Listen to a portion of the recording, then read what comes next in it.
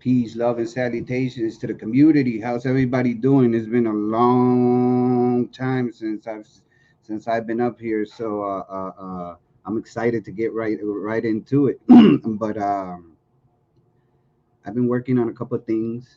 As most of y'all know, I have a newborn boy. So my life has changed a lot. I ain't gonna say a little bit, but it's changed a lot. So a lot of my time has been taken up. Me trying to do certain things that I never got a chance to before because I wasn't in the state of mind that I was before. But with that said, I appreciate everybody that's coming on. Just a little quick update on me. I have a lot of content coming up that I have for you guys, and I'm gonna start out with a bang. We're gonna go into history today. We're gonna go into the past. We're gonna go into the present. We're gonna go into the future, and we're gonna find out about many reasons of the why we are under the situation that we're under. All right, there's a lot of things going out there, and I hurt my feelings when I got this presentation together because I'm helping with what I'm about to present. I'm a part of the problem as well. All right, because I have a Netflix account. I mean, it is fun, but I have a Netflix account. So with that said, um, the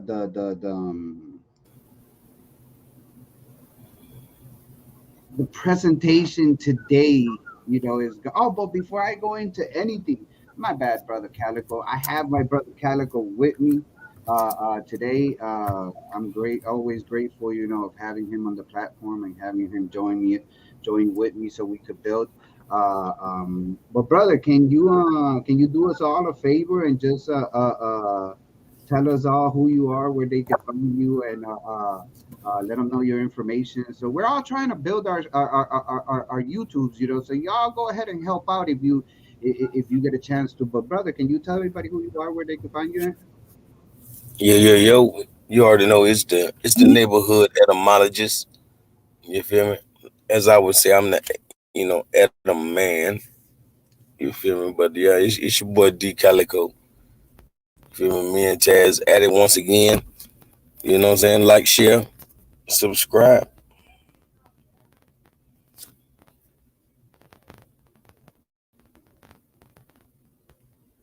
I can't hear you, Chaz. My bad. Yeah, like brother Calico was saying, if you get a chance to like, share, and subscribe to our channels, all right. We haven't done this in a while, so this is gonna be a good one, brother Calico. I think we're gonna bump heads in a couple of issues, but I think in the end we're both gonna come like always. We're gonna come to the conclusion that that we always do together. We might take different roads to get to where we're going, but our paths lead pretty much to the same place, and we always happen to figure our way down to where where we are. But we have some people in the family. First of all, Gary Tucker was here with us. I appreciate you being here. We got more life. Thank you so much for being here and for the support. If you get a chance to, please subscribe to my YouTube channel and to D Calico's YouTube channel as well to see further presentations that we're gonna have. We have Michael Passio in the house. All right, we got Mr. Good Burger in the house. He's shouting out to Brother Calico as well. We got Kai. Kai, I love you, sister. Ain't seen you in a long time. Haven't shared with you. I'm excited about what was to come. All right. So let's get right into it. So Netflix exposed. I've been working on this presentation for about a good 6 months, 7 months, somewhere around there. And when I first came into the information, I was pretty shocked. I was pretty shocked. So we're gonna have to go back to the future. We're gonna go back to the past. We're gonna have to go back to the past and work our way to the present and towards the future to see if we could figure out what it is that we're having. But like I said, you guys can find me personally under the Taz Show on YouTube. um, on Facebook, you can find me under Tasmaniac Wolf Operation Wake the Fuck Up.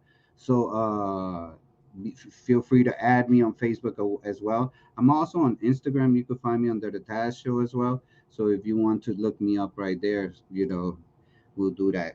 But let's start off. I'm gonna read the introduction because it's pretty simple and to the point of what it is that's going on and what it is that we're gonna be talking about today. So it says introduction. Throughout human history, we have managed to allow ourselves to be entertained and deceived, enchanted, one might say. Though the vast majority is not aware, we have walked this very path many times over by now. Remember, there is nothing new under the sun, but there is something old we have forgotten.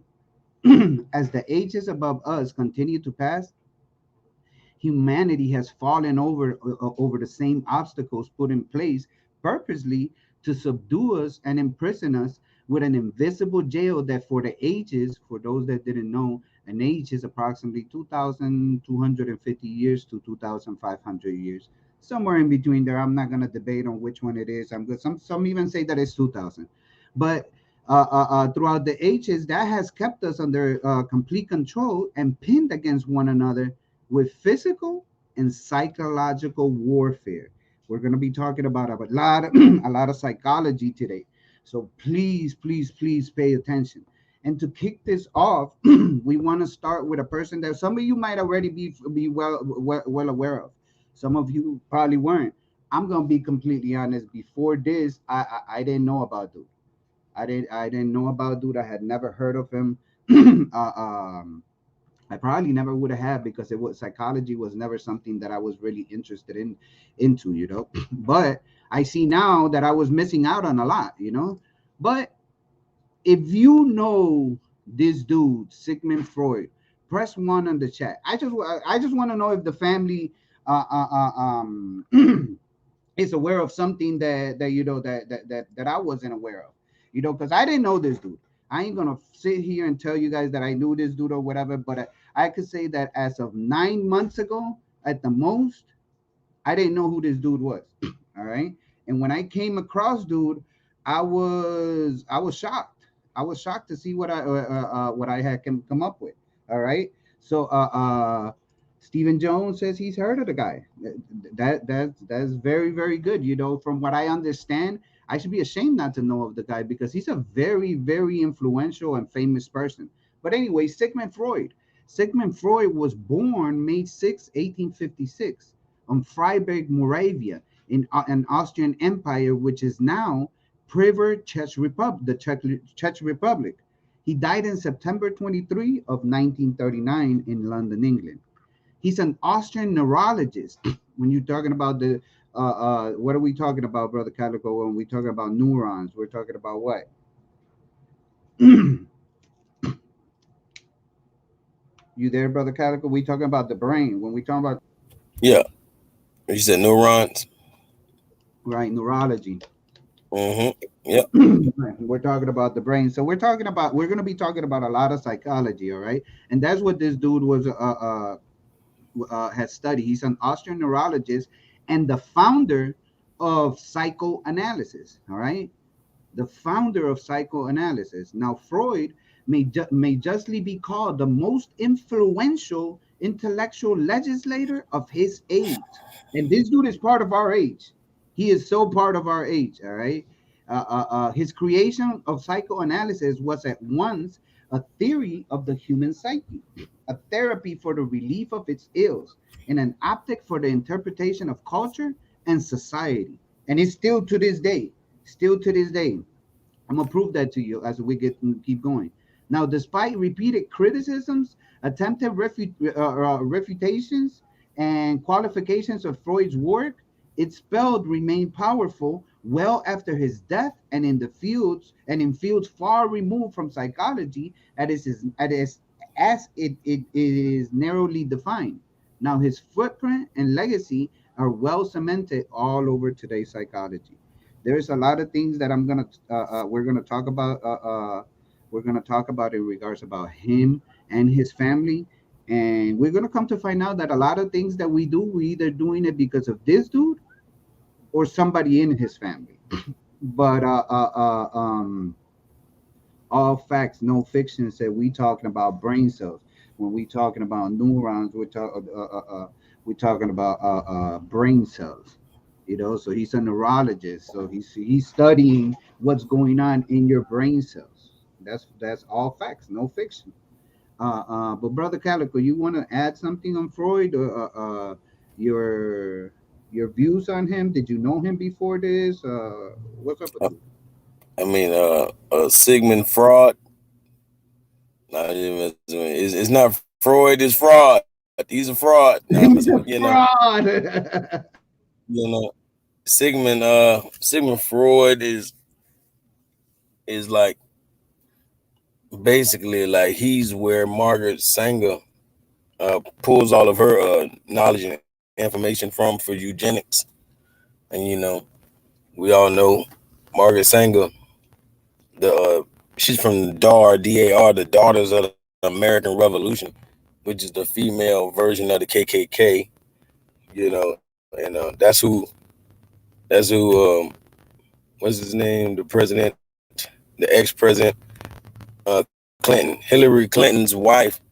You know, she admonishes Margaret Sanger for some reason. Even though she's such an evil, vile woman. And only thing I really know about Sigmund Freud, he was all about sex. Like, this guy just knew every. Dude was He was a little too gone. He was a little too focused in on sex. he was we gonna find out why. We gonna find out why. But I appreciate that, brother Calico. Now, Time Magazine named this dude the father of modern psychology, and he posted him in a. They posted him in one of their magazines, the 100th or whatever issue that they had, and they look they put dude in there with what's his name, what's dude name right here, shoot high heel wearing ass motherfucker, I can't think of his name now, but he was in Time magazine. It says say the name. Who was that? Who was that? Einstein. Einstein, that's his name. That's who it is. Einstein. Yeah, I can't keep up with so many of these, but these are famous one as well. You know, I'm just not too fond of him because he's one of the reasons we have gravity right now. So I'm not very fond of him. But let's continue. It says, say the name Freud, and almost everybody will know who he is and the fundamental part he played in the creation of psychotherapy. That is, they will know the official image projected of him. But few of us really know what kind of a man he was, how he lived his life, and what kind of thoughts and concepts he harbored. Hidden in plain sight, and with the help of the United States, he has managed to infiltrate our minds, and his theories are utilized daily to treat the minds of many seeking for assistance with their mental health. Time magazine named him one of the 100 greatest minds of the century. One of the 100 greatest mind of the century. Do you know what that implies, brother? I mean, you out of all of humanity, you are one of the greatest 100 minds in the world. Do you know what that represents? This dude was put up there. It don't matter if he was number one or number 100. He was. It didn't matter where you land. It's 10 is the top 100 out of the entire world. There's billions of people in the world. It don't matter which, but well, to me it wouldn't matter. Well, to somebody that's very egotistical, it would matter. But anyways, he's in the top. He was named one of the 100 greatest minds of the century. Now, let's talk about the mother of all cover ups. Now, it says much of the coveted Freud material held by the Freud archives still remains unavailable to scholars. Wonder why? Your guess is as good as mine. You could go look this up. This includes at least 75,000 items stored in the United States Library of Congress and to which public access has been prohibited in some cases into the 22nd century. One might wonder what Freud's estate has to hide. Going through such extreme measures to keep such a large quantity of documents secret to the public. So 75,000 items of his estate are in the presidential in the United States Library of Congress, and can't nobody access them until the 22nd century. How's that work out for you, brother? Oh, yeah, yes, sir. Let me fix this screen real quick. It's messing with me and it's pissing me off, but I guess. All right, but yeah, a lot of his stuff. So the little bit that I'm gonna tell you guys about him, this is just what's available. This ain't got nothing to do with the entirety of it of his theories, his material, his whole estate period. Now, Freud is a fraud, like Brother Calico was previously saying.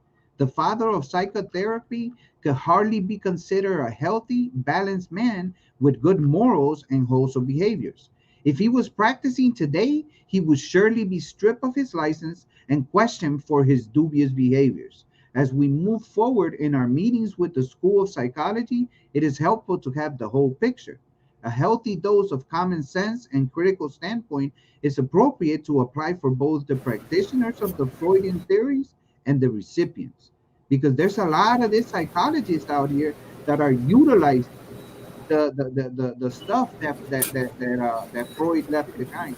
And to make it clear, I'm building up to. I know a lot of people are like, well, what the hell does this got to do with Netflix? The name of the show is Netflix Exposed. As what are you talking about? I'm building up to something, and I want you to understand who this dude is and what it is that he represents. Because, as previously mentioned by Brother Calico, he is a fraud. All right. Now, he built a society called the Wednesday Society. All right. Now, Sigmund Freud, Otto Rank, Carl Abraham, Max Eppington, Ernest Jones, Hans Tatches, and Sander Ferenczi were founding members of the Freud Secret Society. Had you heard of this secret society before, brother? Excuse me. You said the Freud Society? The Wednesday Society. No, no, no, no, no. I haven't. The reason why they were called the Wednesday Society is because every Wednesday they got together at Freud's house. That Hmm. was the whole that was the whole reason behind the naming of them. But there was a dude that attended. It says according to Wilhelm Steckel, a Vienna physician who had been in analysis with Freud, there was complete harmony among the five, no dissonances. We were like pioneers in a newly discovered land, and Freud was the leader. Before long, Freud sent postcards to three other colleagues, Max, Rudolf, and Alfred, inviting them to join. All right. So he built up this so-called Wednesday Society. All right.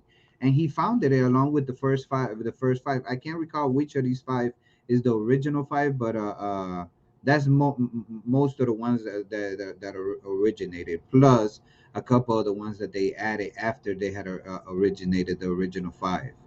But this very specific society rebranded itself, and it exists today. All right, Wow. and it exists today. Do you know what? I know you know, but brother, what do companies do when they get busted doing something stupid? You know, Yeah. Yeah. Come up with a a different name. Right. Rebrand themselves. They rebrand themselves.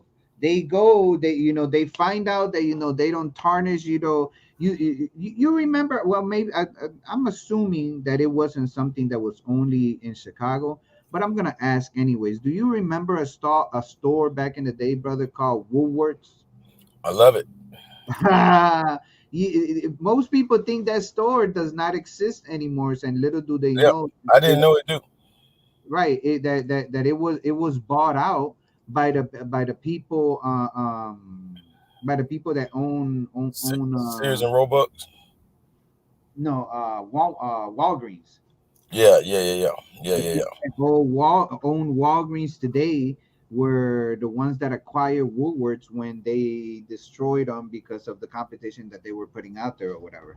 But the one like that. With that said, the Wednesday Society rebranded itself and is now called the Vienna Psychoanalytic Society. And we could read on the right side. It says the Vienna Psychoanalytic Society, formerly known as the Wednesday Psychology Society, is the oldest psychoanalysis society in the world.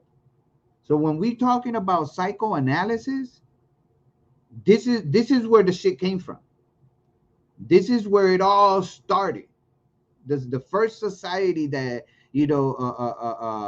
that was built and put together after it rebranded itself from its original roots with Freud as the founder. And we could see right here, look, founded 1902 in Vienna, Austria.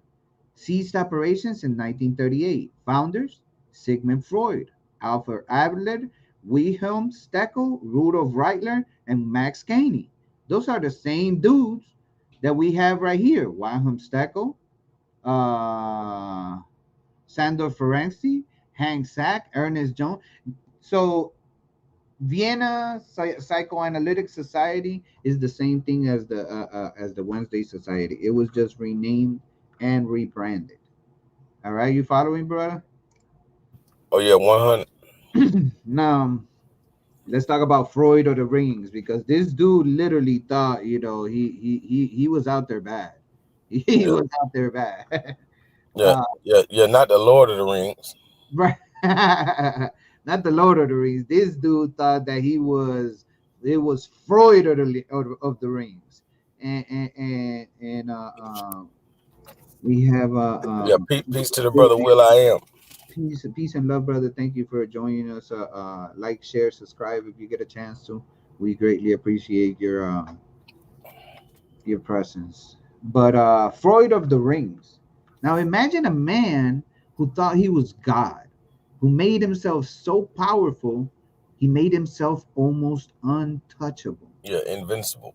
invincible, who gave Masonic rings to his inner circle to ensure their loyalty and made them wear them at all times. Sounds like a mask. Sounds like the Super Bowl. Uh, and the reason Tom Brady got all the rings.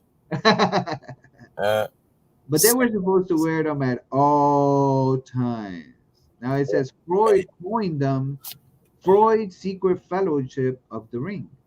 In an effort to monopolize the psychoanalytic movement, Freud started the secret panel and gave each member a gift, an antique ring.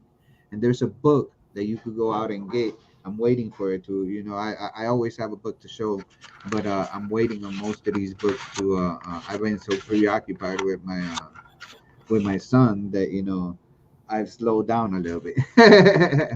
mhm. But yeah, the book, The Secret of the Ring: Freud's inner circle and the politics of psychoanalysis. I read it in PDF. It's a great book. Go check it out, and you understand the psychopath, Freud. Now, Mason rings. Was Freud a Mason? He was accused. He was accused by somebody very close to him. His name was Jean Fortin, born in 1934 in in Valais, France, and lived in North America after World War II. Between 1971 and 1980, he works with Jack Slacken, who has his own psychoanalysis. He becomes a member of the École Freudienne de Paris, which is the Freudian School of Paris, and starts working as a psychoanalyst. In 1984, he discovers in Vienna the first book owned by Sigmund Freud when he was a child. This book is important as it was the foundation of Freud's works concerning interpretations of dreams. Jean Fortin discovered that Sigmund Freud was a Freemason and that nobody knew about it. This is a discovery of interest for the history and daily clinical practices of psychoanalysis is put as it puts a new light on the work and life of the creator of psychoanalysis. To fill in the missing page in Freud's biography, he published in 2012 the first book on the subject, which is now a reference. Freud Frank McComb, edition Sony, soon to be published in English. And it's him declaring Freud amazing. What do you think, brother? You think he has Masonic ties? Well, you can see, the Masonic regalia and things. You feel me? And everything he's doing is an imitation of that. You know, So it's a possibility we could say. I mean, it's a clone of Masonry. It's high probable. Yeah, Now, the inner circle. These are actually a collection of the actual rings. For those wondering, these are not just random rings that I grabbed this but from the Library of Congress or whatever, because they do have access to all his stuff. To so an, so to mood so mo- so yeah so Freud invented mood rings. Nah, just messing. Now, you want to read this one, brother, or you want me to keep Yeah, I reading? got it. I mean, Freud would end the inner circle. Freud would end your career with one click of his fingers. Repeatedly falsified his patients' records and implanted suggestions into his patients' heads that they had been sexually abused by their fathers. Freud was a megalomaniac. He loved being the center of attention. He loved being considered a guru. And he loved having disciples who would perpetuate his words as though it was doctrine.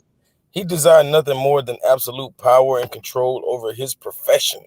Not just, not just his office or his, the things he should be able to control. He wanted control over the whole profession. The whole. You're not a psychoanalyst unless you repeat me. Yeah, so much so that nobody could practice psychoanalysis, without his blessing. And initially, only he was allowed to analyze those who might be considering becoming analysts themselves. That's some crazy shit, ain't it? Yeah, that's a power. That's that. Power right there. Yeah, like he got a real thirst for that power. That power struggle. Right. That's like to think of if there was one person that controlled all the doctors and couldn't nobody become a doctor unless that one person gave you the okay, or he gave you his blessing. Hmm. That's kind of insane, ain't it? Yep. That's fucking crazy to me. Trent Keith, greetings. He speaks greetings to the tribe. Appreciate you for being here, brother. Peace and love to you. But yeah, that's a lot of power. That's a lot of power, brother. Now let's learn some disturbing facts about this dude, because we've gotten a backstory on who this dude is. Now let's see if we could further what this dude was really about with some disturbing facts. Go ahead, brother. I'll let Yeah. you take this one too. Some disturbing facts. He was an avid drug user and enthusiastic user and promoter of cocaine. He used the substance frequently until his death in 1939. In fact, he was so fond of the drug, he actively distributed it. He was the first drug dealer. Anyway, the first crack dealer. He actively distributed it among his friends and associates, which in some cases resulted in drug addiction. I wonder why. As with close friends, Ernst von Fleisch Marxo. Yeah, yeah, yeah, yeah. So that close friend, he ended up dying of an overdose. Dude literally overdosed, and and he was it was like peace and love, Michael. Thanks for being here, bro. Share the contact if you can, please. I appreciate you. But yeah, his close friend Ernest, he killed him. He killed him. Up here it says Freud also believed that cocaine might be his ticket to fame and fortune. One of his closest friends was addicted to morphine, and Freud published journal articles proclaiming cocaine was the cure. He published journal articles proclaiming cocaine was the cure, but he also had a more personal interest in the drug effects. And this is by PBS.org. It says at the bottom, Freud hoped to use cocaine as an antidote for a friend. The talented psycho, no, physiologist Ernest von Fils, whatever dude name was, who was suffering the ravages of morphine addiction. Sadly, Freud therapy turned dude into an adult morphine and cocaine addict who died at age 45. So this dude was literally implementing, like, hey, there's a cure. There's a cure right here. And people were just like, that's power, brother. That's a lot of power. That's a lot of power. Let's talk about his seduction theory. Now, this is we're gonna take this, from this light on. Let's remember, that we have to be very adult about this. A lot of this information is gonna I take children very, very seriously, and some of this information, it is gonna be a little disturbing, so not that we're gonna be saying anything, in case kids are around or whatever that they Right. can be hearing, but it is adult information, so we are going to be talking about sexuality and stuff like that. So just so everybody everybody watching knows. You understand what I'm saying? Yeah. We not Lil Nas X. We not gonna say F your kids. Right, right. Uh, Yeah, yeah, yeah. We take this shit serious. So go ahead, brother, take this one. yeah, the seduction theory entails as Fraud embarked on the journey of psychoanalysis, he came across numerous cases of so-called hysterical individuals, so-called by, of course, uh, Sigmund Freud himself, Right. that showed alarming symptoms and behaviors in adult age. Unsurprisingly, most of his patients in the mid 1890s reported early childhood sexual abuse.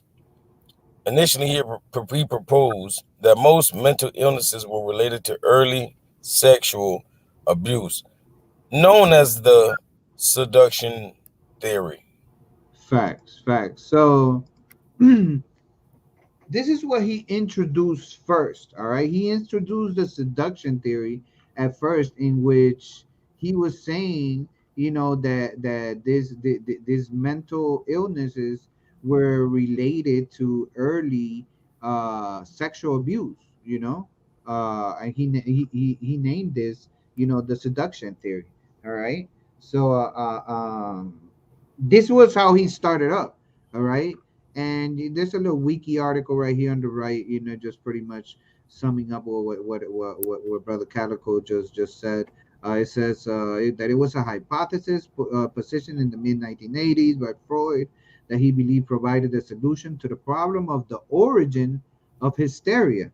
All right, now we're gonna go into hysteria a lot, and we're gonna dig deep into that subject. So I'm not gonna jump off the edge with the rest of it. But it says, according to a theory, a repressed memory of an early childhood sexual abuse or molestation experience was the essential precondition for hysterical or obsessional symptoms, with the addition of an active sexual experience up to the age of 8 for the latter. So that's a child, brother.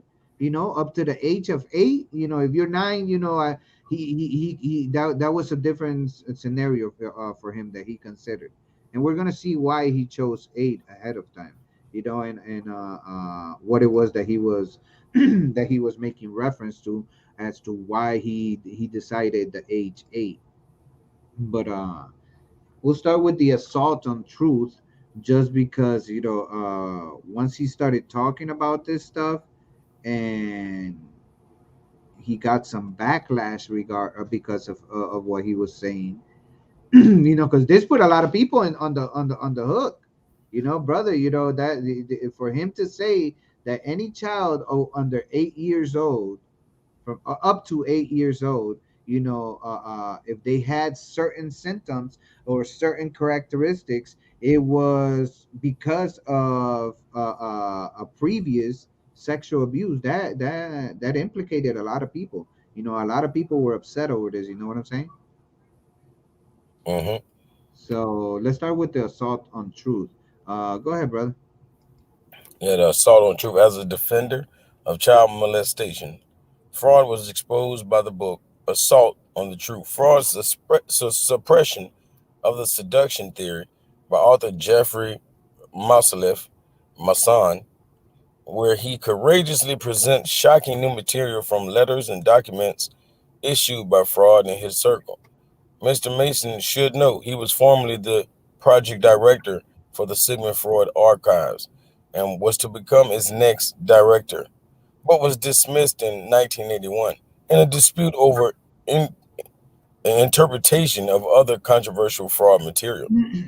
As the brave man he is, he chose to not keep quiet about the information he came across, and at the expense of his own career, he instead spoke the truth on the matter. So this is another reason as to why I have uh, a hardcore belief that that he was a Mason, because he there was somebody else pulling strings from him, because like we said, like we previously seen, he started with the seduction theory, and then out of nowhere he just started, there was something occurred where a lot of people were coming up to him, because now a lot of women, a lot of uncles, grandfathers, and they were looking at their grandkids and be like, well, he keeps my grandson or granddaughter, they keep doing this and this and this and that, and according to Freud, that must mean that somebody doing something to them kids. So it started creating a lot of friction all over the place, because the symptoms that he was talking about, they were not something that were being experienced just with certain children. It was with a whole lot of children, like a whole lot of children. And then he just started, to be real hush hush about it, and suppress the information. All right. Now the Freudian cover up, it even was posted on the New York Times. This is the article that you guys could go look it up in the New York Times or whatever. Sometimes they give you access to the article, sometimes they don't, because there's certain materials that that they have. Sometimes you gotta have a subscription. Sometimes you don't. But they're main the New York Times is mainly a subscription based. I hate it because they have a lot of good articles. That from the past. You know what I mean? But it says the Freudian cover up is a theory first introduced by social worker Florence Rush in the 1970s, which asserted that Sigmund Freud intentionally ignored evidence that his patients were victims of sexual abuse. The theory argues that in developing his theory of infant sexuality, he misinterpreted his patients' claim of sexual abuse as symptoms of repressed incestuous desire. So he changed from, oh, you got raped, to, nah, you were having a dream because you want to. The truth of the matter is that you're having wet dreams about your children, about your parents. The kids were having wet dreams about their parents, and that's what he replaced it with. All right, with incestuous desire. Therefore, Freud claimed that children who reported sexual abuse by adults had either imagined or fantasized the experience. Rush introduced the Freudian cover up in her presentation, The Sexual Abuse of Children, a Feminist Point of View about childhood sexual abuse and incest at the April 1971 New York Radical Feminist. I'm not going to, I have a lot of links for for a lot of the stuff that, not from just anywhere, but from very well known places or whatever, and, sexual abuse and shit, gender feminine. So I have a lot of links for the material that I am speaking about. All right, but he pretty much was saying that children are the ones that prey on adults. All right, how does that sound to you, brother Calico? Children prey on adults. Man, obviously he weak as hell. You know, like super weak. Most definitely, most definitely. Salima Ellis says greetings to the patriarchs. Thanks for being You know, here, mother. that's like saying children abuse their parents, Yeah. like physically. Like yeah, man, they be like the dad got all kind of bruises on him, man. The child be actually abusing him. You Right, know, the son whooped the dad's ass. yeah, like to the third degree. You know. Right. Yeah. He went there. But go ahead, brother. Children prey on adults. Oh man, this is gonna be some of the roughest things I've ever read. Hey, but now, like you say, he's saying children prey on adults. So he actually seriously presented a theory where the cause was not adults preying on children, but that the children itself is lusting over his or her parents and seeking bodily sexual pleasure thereof. As the Internet Encyclopedia of Psychology describes it, from his account of the instincts or drives that followed that from the moment of birth, the infant, oh my gosh, the infant is driven in his or her actions by the desire of bodily sexual pleasure, where this is seen by fraud in almost mechanical terms as a desire to release mental energy.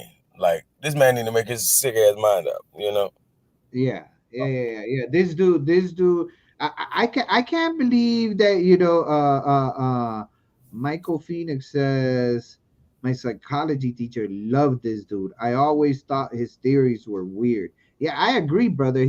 This dude, we ain't even done. We just getting into into the but this dude is sick as hell, and he goes into detail about why he had these beliefs, or whatever. Not detail, but he goes into explaining, and trying to logically, and with his influence that he had, people just went for it. But he introduced infantile sexuality. All right, and go ahead, brother, if you can, please. Wow. Infantile sexuality. Now, all of this is some new unheard of shit. Like wow. But a couple of years later, after his initial theory, he took a 180-degree turn and instead concluded that his patient's memories of sexual abuse were mere fantasies and completely made up. The new theory instead was named infantile sexuality. In psychoanalytic theory, the concept that psychic energy or libido concentrated in various organs of the body throughout infancy gives rise to erotic pleasure. Infantile sexuality, brother. Infantile sexuality. All right. So in the left, it's a little thing. It says erotic attachment of a child for the parent of the opposite sex. Hostile or jealous feelings towards the parent of the same sex. So that puts our son against us. Yeah. This might be a source of adult personality disorder when unresolved. psychoanalysis uncovering repression of the suppressed conflict in order to avoid the resulting anxiety. And I have links to the thing, for just for the, if it's gonna actually, this is the American Psychological Association. I don't want nobody to think, that, oh, Taz is just making up, infantile sexuality. That's some stupidity, Taz. That shit don't exist. Yeah, well, Well, they need to check their master teacher. right, because reality says Yep. infantile sexuality. In psychoanalytic theory, the concept that psychic energy or libido concentrated in various organs of the body through the infancy gives rise to erotic pleasure. This is manifested in sucking the mother's breast during the oral stage of psychosexual development.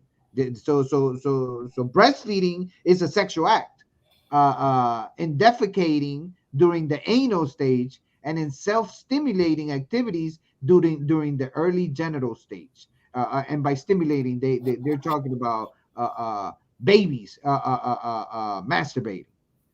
Now, the term and concept first enunciated by Sigmund Freud proved highly controversial from the start, and it is more in line with subsequent thought to emphasize the sensual nature of breastfeeding, defecation, and discovery of the body in childhood, and the role of the pleasurable feelings so obtained in the origin of the developed of sexual feelings. All right, and this is not Taz saying it. This is the American Psychological Association, the APA.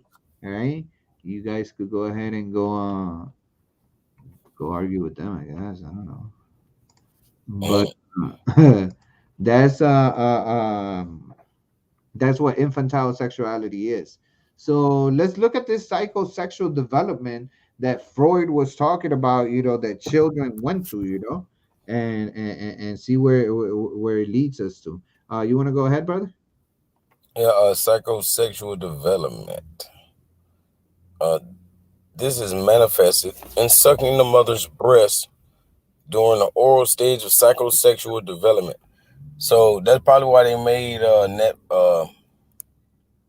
what you call it uh the Similac type milk, the fake baby milk and all that kind of stuff, because we got all these genderless babies nowadays. Oh, they don't identify as this and identify as that. He might be trying to say this is the breeding grounds of making heterosexual children, because if a boy sucks a breast, he'll probably suck one when he turns 21. You know what I mean? So, they done took away the breast and putting pacifiers and everything else in his damn mouth. Right, right, right, right, So maybe that he won't. They can confuse the gender or the psychosexual development, I guess, but not to the level that he's saying, because he really means sexual. You right, know, he don't just mean as far as in theory with gender. But right. this is manifesting. This is manifested by sucking the mother's breast during the oral stage of psychosexual development and defecating during the anal stage. Why you calling it the anal stage? Like you just do that for a little while. Yeah, well, right, right. Well, he explains that he knew that there is a pleasure that we experience when we go and take a shit, and and is that, like you finally went and relieved that pressure or whatever, from you ingesting food. I don't know how he associated the feeling of you relieving yourself to something sexual. That See, he was what they call a old pervert, of sorts, because old guys will tell you that urinating is almost as good as ejaculating. You know, they'll tell you it's almost like busting a good like they Right, would say, and a good nut, like they would say. But right, right. like old men, like that's the highlight of their day is taking a leak, Wow, huh? wow. So I would assume that a homosexual older man would love taking a dump. It would be the Yeah, equivalent for him, yeah, you know.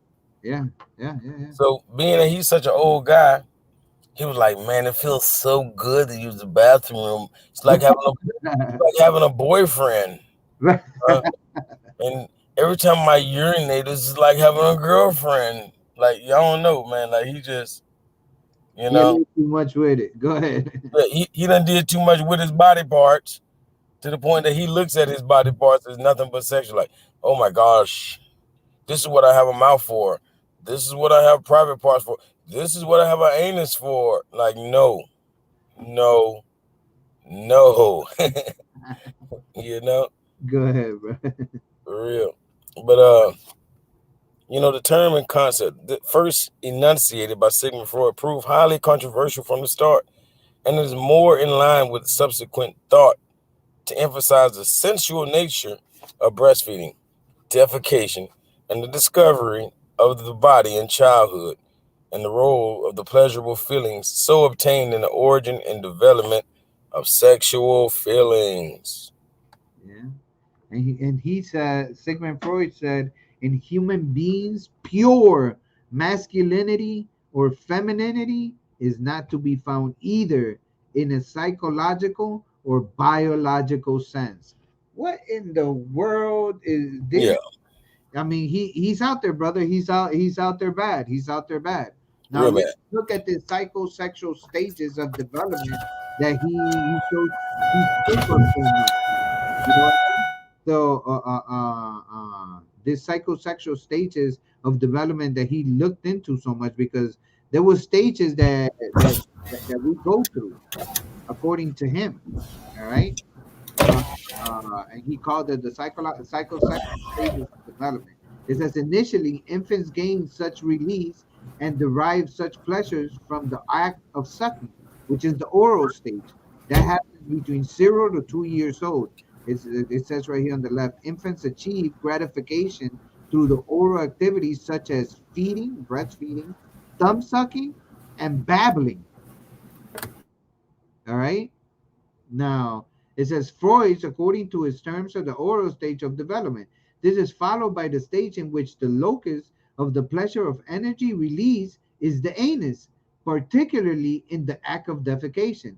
And this is accordingly termed the anal stage, all right, which is the child learns the feeling of what it feels like to go relieve themselves, and this is from ages 2 to 3 years old. My bad. From 3 to 7 years old, you got the phallic stage, which the child learns to realize the difference between males and females and becomes aware of sexuality. Between, according to him, between 3 and 7. Now, I'm gonna be honest with you, brother. I'm gonna be honest with you. I don't think I saw any type of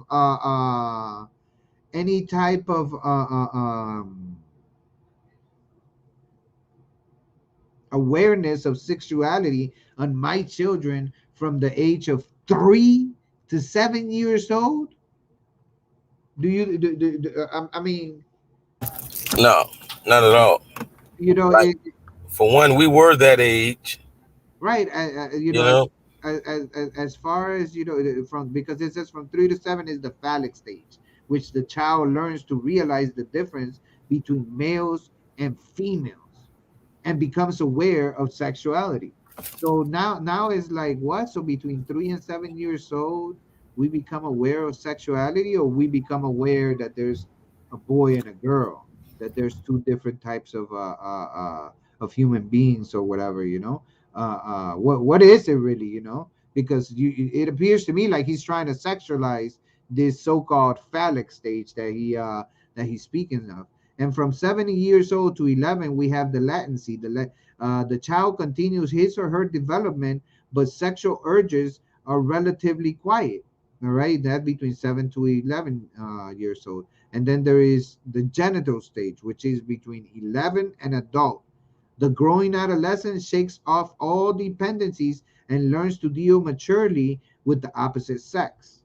All right, these are the stages that this Freud believed. All right, that we all go through, until the age of 11 years old. All right. Now this phallic stage, you want to read this one, brother? Yeah, the phallic stage. Then the young child develops an interest in the sexual organs as a site of pleasure, the phallic stage, and develops a deep sexual attraction for the parent of the opposite sex, which makes no sense. I mean, if they could just take the word parent out and they start to, I wouldn't say a deep sexual attraction, but if they start to be attracted in any kind of way to the opposite sex around that time, I would say okay. But these motherfuckers saying a deep sexual attraction for the parent of the opposite sex, which is ridiculous, and the hatred of the parent of the same sex, which I don't agree with. The Oedipus complex. The kids are fantasizing sexually over their parents, and that's why they have distresses in adult age. Oh, now, why didn't I figure that out? But I do have, a link right here because it is that hatred for the parent of the same sex, is the Oedipus complex, and in psychoanalytic theory, a desire for sexual involvement with the parent of the opposite sex and concomitant sense of rivalry with the parent of the same sex, and you have Sigmund Freud. This in Britannica.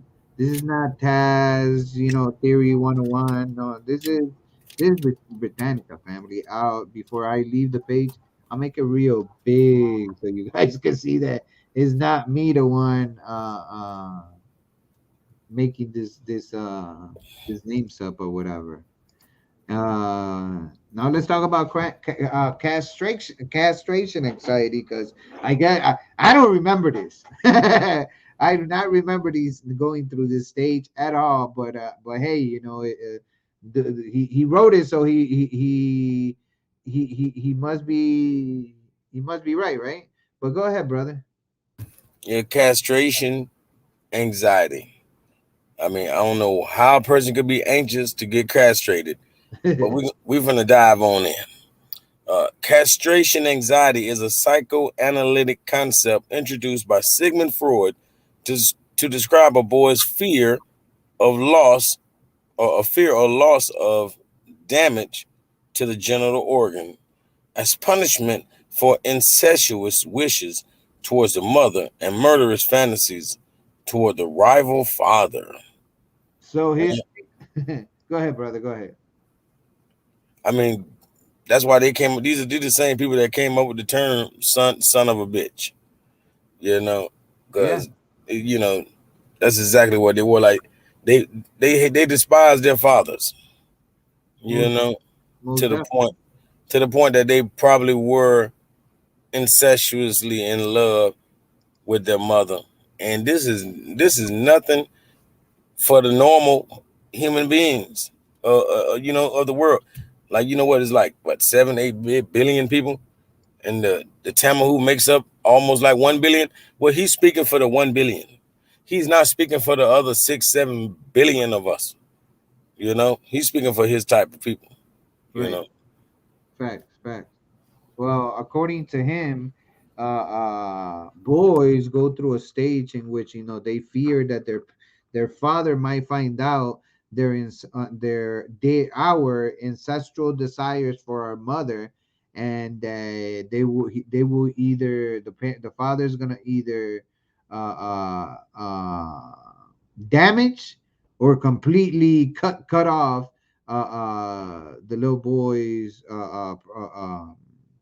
privates, his penis, because of the ancestral fantasies and the murderous fantasies, because he also says that boys go through a stage where you know they wish that they could find a way to kill their father, so they could have the mama for themselves, you know. And I'm assuming, that's where all this not where that's where it comes from, but I'm assuming there's an assumption that, there's got to be some relation as to, why now they say, oh, you're a mama's boy, and and all that stuff. Because when you think of a mama's boy, the way it's projected out there in the world, it's always somebody that, is super attached to their mother. You know what I'm saying? So it's a term that is utilized a lot, for certain situations that it makes you wonder, if that's why now, somebody with certain characteristics of love towards their mother, now we label them, because we love to give labels. So so this mama's boy might be one of them. But yeah, castration anxiety was another one by Freud, and he wrote a book. It's called Freud and His Mother. Go. I don't know if you want to go look it up and read it, but if you do, it's about dreams that Freud admits that he was having, in regards about his mama. Like what he's talking about, ancestral dreams and fantasies and all that stuff, and rivalry towards his father, which kind of makes make it seem, well, I'll be saying too much if I do that, and we're gonna find that out in another slide, so I'm gonna keep that one to myself. But it seems like there's a rivalry there with the father, or whatever. Like he has a rivalry with his father for some reason or whatever. But you know he also came up with the term, penis envy. Well, not the term, but the theory of penis envy. And a lot of men this nowadays, they love to utilize this, and I hope they're understanding where this theory of penis envy comes from, and they would check themselves on, on utilizing such a, women are envious of the penis or whatever, and realize where that idea originated and comes from. But you want to read penis envy, brother? Yeah, a woman's penis envy. His relationship to women was disturbed, to say the least, and he never really developed any kind of healthy relationships with a significant other.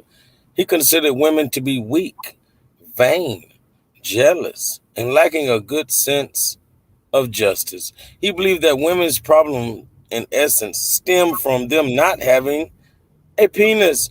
Son, huh? You're gonna need two heads in this world. Do you understand that, women? You're gonna need two heads. Anyway, he even went as far as claiming that women are the problem in society. According to Freud, this occurs when a girl realizes that she has no penis. Girls hold their mother responsible for their lack of a penis and do not forgive her for their being just put for their being just being thus put at a disadvantage. Freud suggested back in 1933. Right. So so according to this dude, right, I know, Jimmy. I know you wrote it over there. I'm glad that somebody, because I mean, this dude he's out there. He's out there, and we're gonna find out how to this day we support this idiot. We support this idiot and his theories and his fallacies, and his nuttiness, and everything. Just his demented way of thinking. To this day, we support that shit. But you want to add something, brother? Penis envy. What's up with that?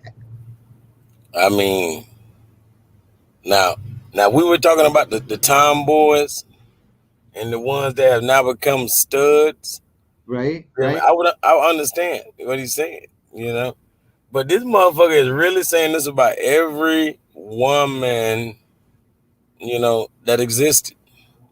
He now I can understand a little girl, uh, being distraught when she has to start having a period. Cause I'm gonna cry when my daughter has to start having a period. I'm gonna cry for her. You know, I wish like hell she didn't have to go through such a thing. But that's just the way of life for women. If they have a reproductive system that truly works, then they're gonna have a period, and I'm gonna cry because god dang it, my daughter got to go through that damn pain. So if that's the only thing a girl would be envious of. That why do she have to go through this? They have to become more mature than we do a lot earlier. Right. You know, like a boy ain't got to know how to keep himself truly clean because mama can take care of his butt. But a girl is gonna have to be, you know, she's gonna have to be a young lady. While we still being a little immature, little boy. You know, we Being still might not even wash our hands after we pick our nose. facts. Those are facts.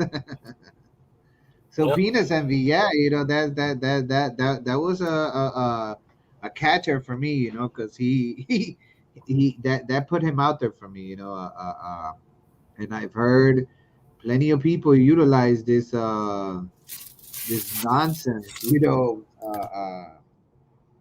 I mean, I don't know. I don't know. It's just beyond me for anybody to just have this way of thinking or whatever. But I don't know why there's always. Well, I do know. I just don't understand how it is that they mentally fucked us so hard that that we're always competing. For somebody to be superior than the other when it shouldn't be about, oh, I could do this. And because I mean, in my point of view, this dude if women were allowed to have said anything back in those days, anybody would have told them, well, any woman would have probably contested him, asking him, well, is it that you can't have children that's making you upset? Did your mama do, did your daddy do something to you? They would have somebody with a lot more freedom to think would have questioned this shit. I was about to say, I can't understand how they let this shit go by, but with the shit that's going on right now and how everybody's letting the shit just pass by, and like it's like nobody's doing anything. Like not nobody, but the vast majority of the population are just riding along. Like it's just a wave, and they don't understand that waves are not forever. Eventually, that motherfucker gonna hit shore and crash, and we gotta wake up. And you're gonna abruptly wake up, and you're not gonna like it. But it is what it is. Penis and B Quantiera. Thank you for coming to graces with your presence. Appreciate you. Um, but let's move forward. Now, generational family abuse. Now, I'll get to this one. It says it's a little known fact that Freud's father molested his own children and that they all show distinct symptoms of distress and trauma. Something that troubled Freud deeply, and probably another reason as to why he dropped the seduction theory and proposed the infantile sexuality theory, a convenient way of explaining away abuse, as he writes in one of his letters during a time when he was engaging in self psychoanalysis. Unfortunately, my own father was one of these perverts and is responsible for the hysteria of my brother, all of whom whose symptoms are identifications, and those of several younger sisters. So so he even admitted that within his family there was sexual abuse, and this is something that that is because of how it was handled back in those days. We are suffering the consequences for it now. All right. And Gemini 9, I asked the same question. All and not him. I would say I I'm about 100% sure that that he wasn't exempt because they didn't have a good track record of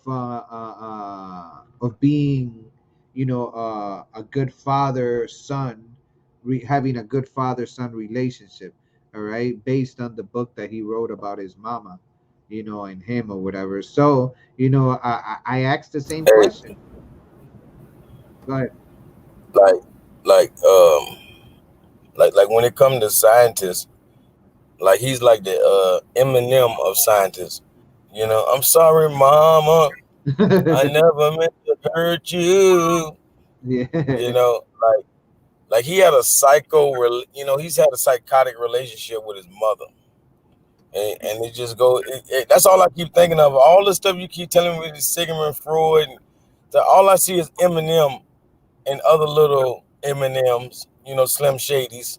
The room. I can see the whole room full of Slim Shadys, and all of them are falling into these categories. It was like, yeah, I liked my mom. Yeah, I had penis envy. Yeah, you know what I'm saying? Like, whoa, like, hold up. Fact. Like, who thinks like this? Like, it's like the song Boosie Badass got a song. The title of that song is should it could also be the title of this, and it's called "Welcome to the Mind of a Maniac." You feel me? And that's all I can think of with Sigmund Freud. We're all being welcomed to the mind of a maniac. Yeah. You know? Exactly. What, and like Gemini 9 is stating, what a life study. Did you seriously spend your life? This is what you spend your life studying and looking into or whatever. You want sick motherfucker. He lucky we, the vast majority of us alive right now were not around back then because I would have publicly lynched him and then walked my happy ass I would have turned myself in.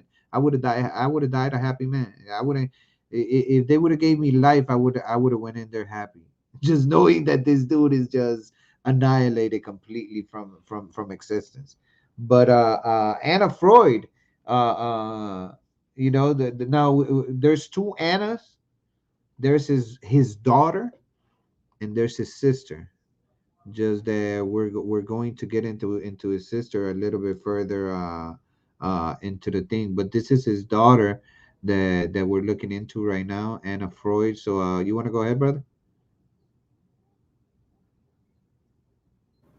Anna Freud or Freud. You know how they like to do. Like it's like fraud is not there. But anyways, today it's commonly misunderstood that victims of sexual abuse, when not having addressed and resolved the trauma, tend to, in higher frequencies, pass on the violence to the next generation. Freud's youngest and favorite daughter, Anna, showed signs of distress. Huh? I wonder why his daughter showed signs of distress and mental illness, which later gave her the description of a jealous, depressed, masochistic, anoretic, latent homosexual teenager.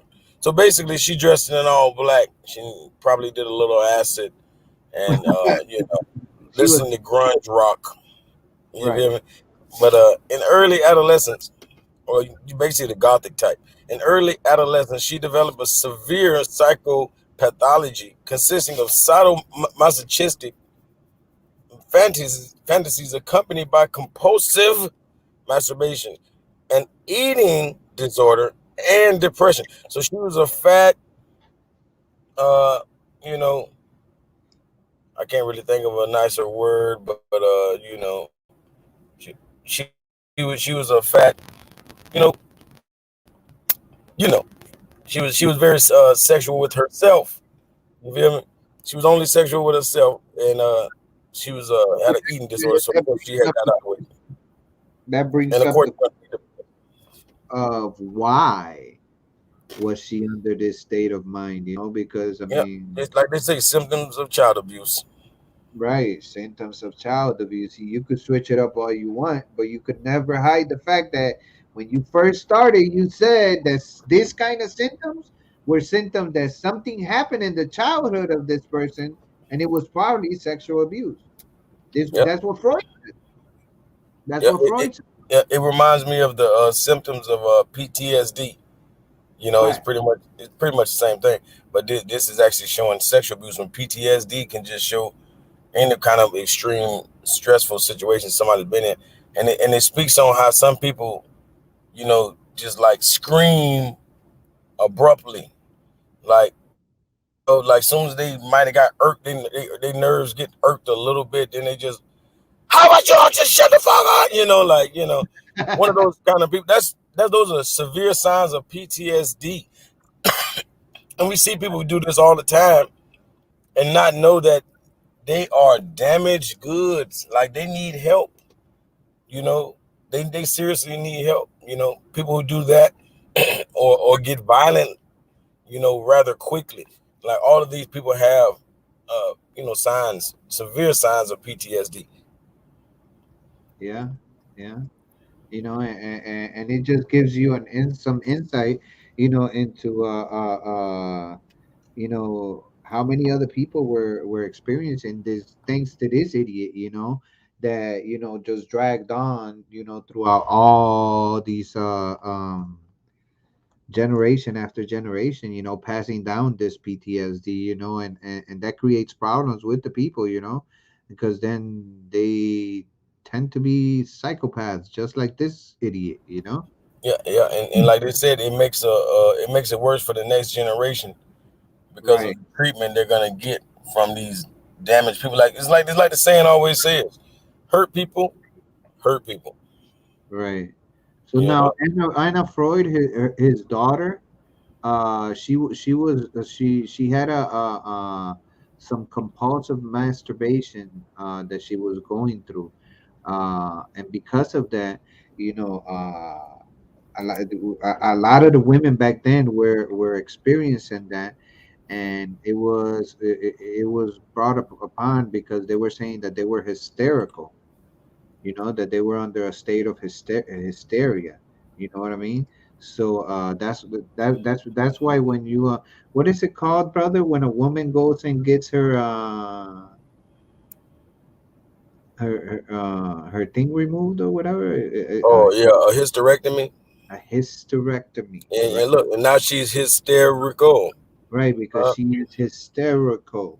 All right. Yeah, You are going yeah. to have a hysterectomy, which means that they will remove your hysteria from you. All right, because your sexual organs is what makes you hysterical. This is not Taz, the one that's saying that as women, this is what. No, I am telling you what this idiot, psychopath is saying, and there's a lot of people out there right Yep. now that follow this shit. See, watch this. Watch this though, because the stomach is, they'll tell you it's the second brain. The stomach, you know, is the first brain. You know, and if we compare it to the one above our shoulders, the brain that we the one that we call a brain, a person can be lobotomized, meaning they can have brain surgery and certain parts can be taken out, and they say basically you can make a better slave because they wouldn't even be able to realize certain things are slavery anymore because you'll be done lobotomized this person. You Fact, feel me? You be done gave them the brain surgery that would take away some of their powers mentally.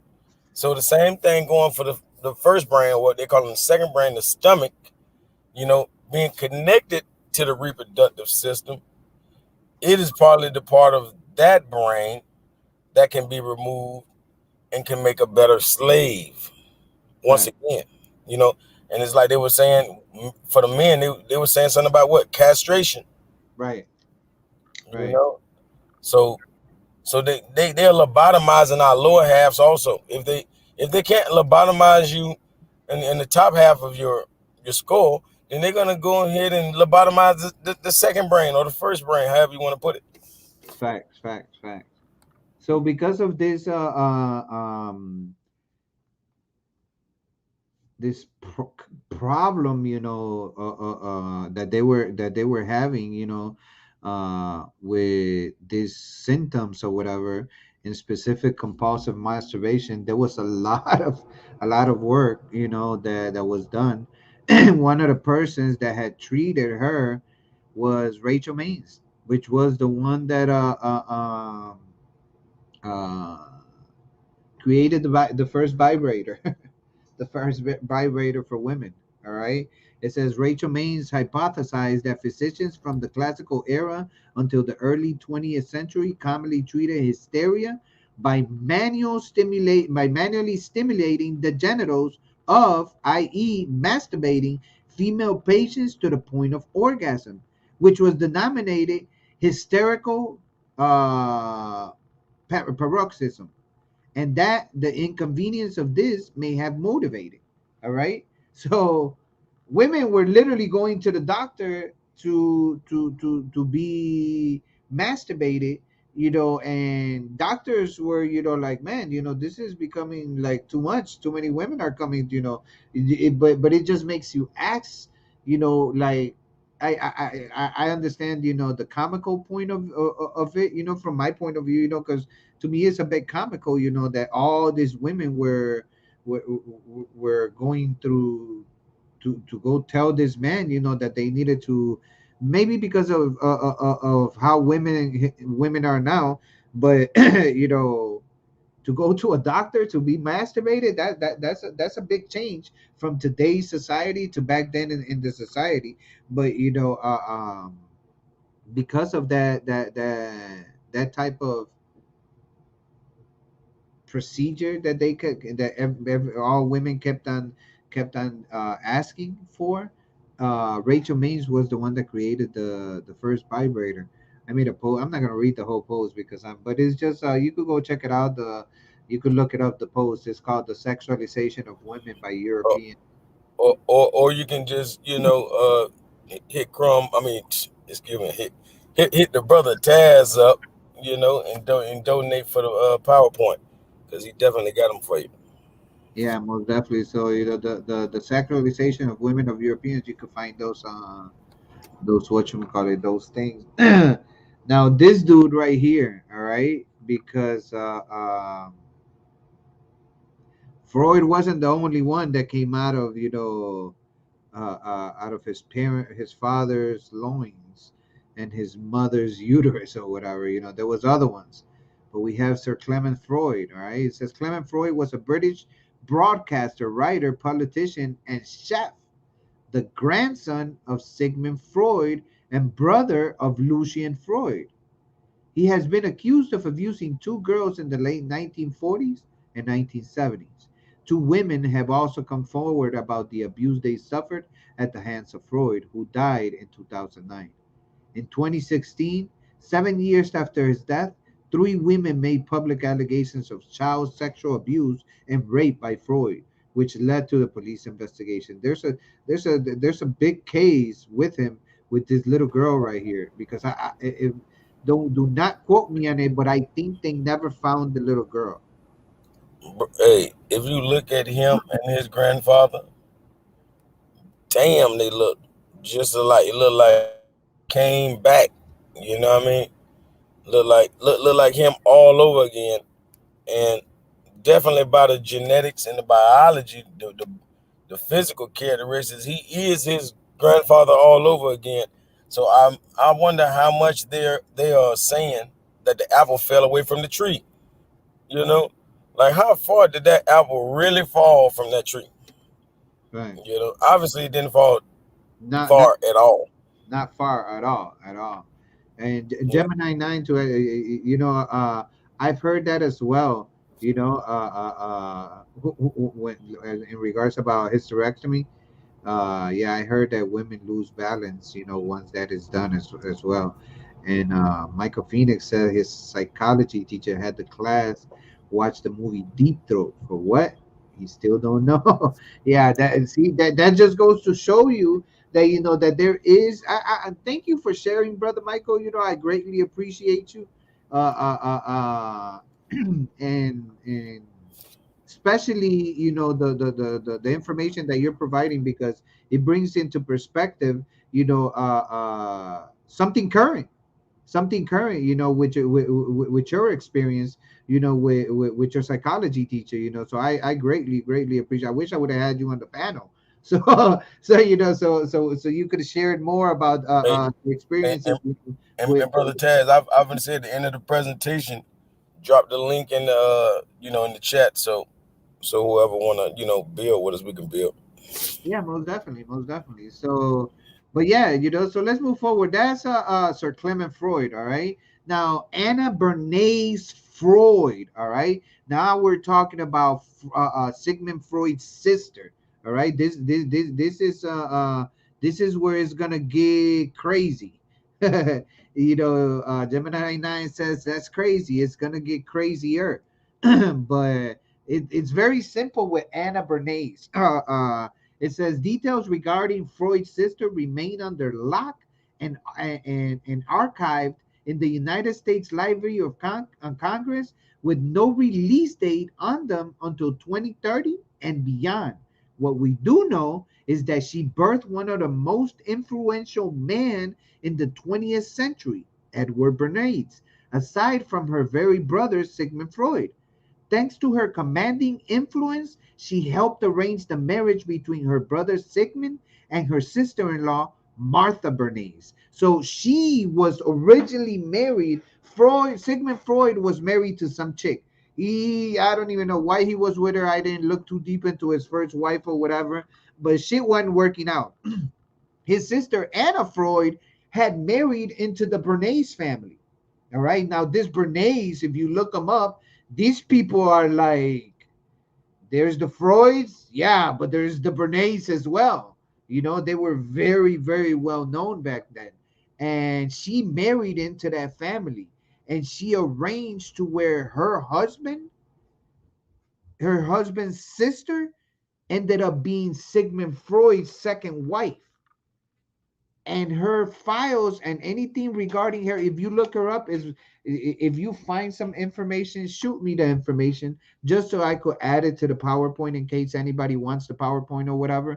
But so I could have the accumulation of all the information, but because there is very, very, very few information that I was able to find about her. And anything that every time I went to the Library of Congress or whatever, everything was like, this content is not available right now. It's locked until everything was 2030 and beyond.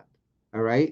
So there's very, very few information that we have about her, except for the fact that we know that her husband's sister was Sigmund Freud's second wife, and Anna Bernays Freud gave birth to a very specific man called Edward Louis James Bernays. Now he changed his name because if you could see it, his name is Eduard, but the U and the W are interchangeable because they're one and the same. All right.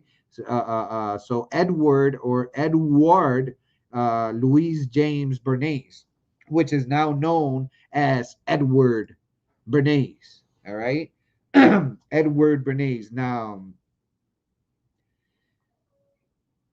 if you've heard of Edward Bernays, press one in the chat. I'm just trying to see if anybody had heard from him, or share with us, if you have any knowledge of him or whatever, just so I could know, because this dude I knew. This dude I knew, and I knew him based on this a situation in my home country. All right, and we're gonna see that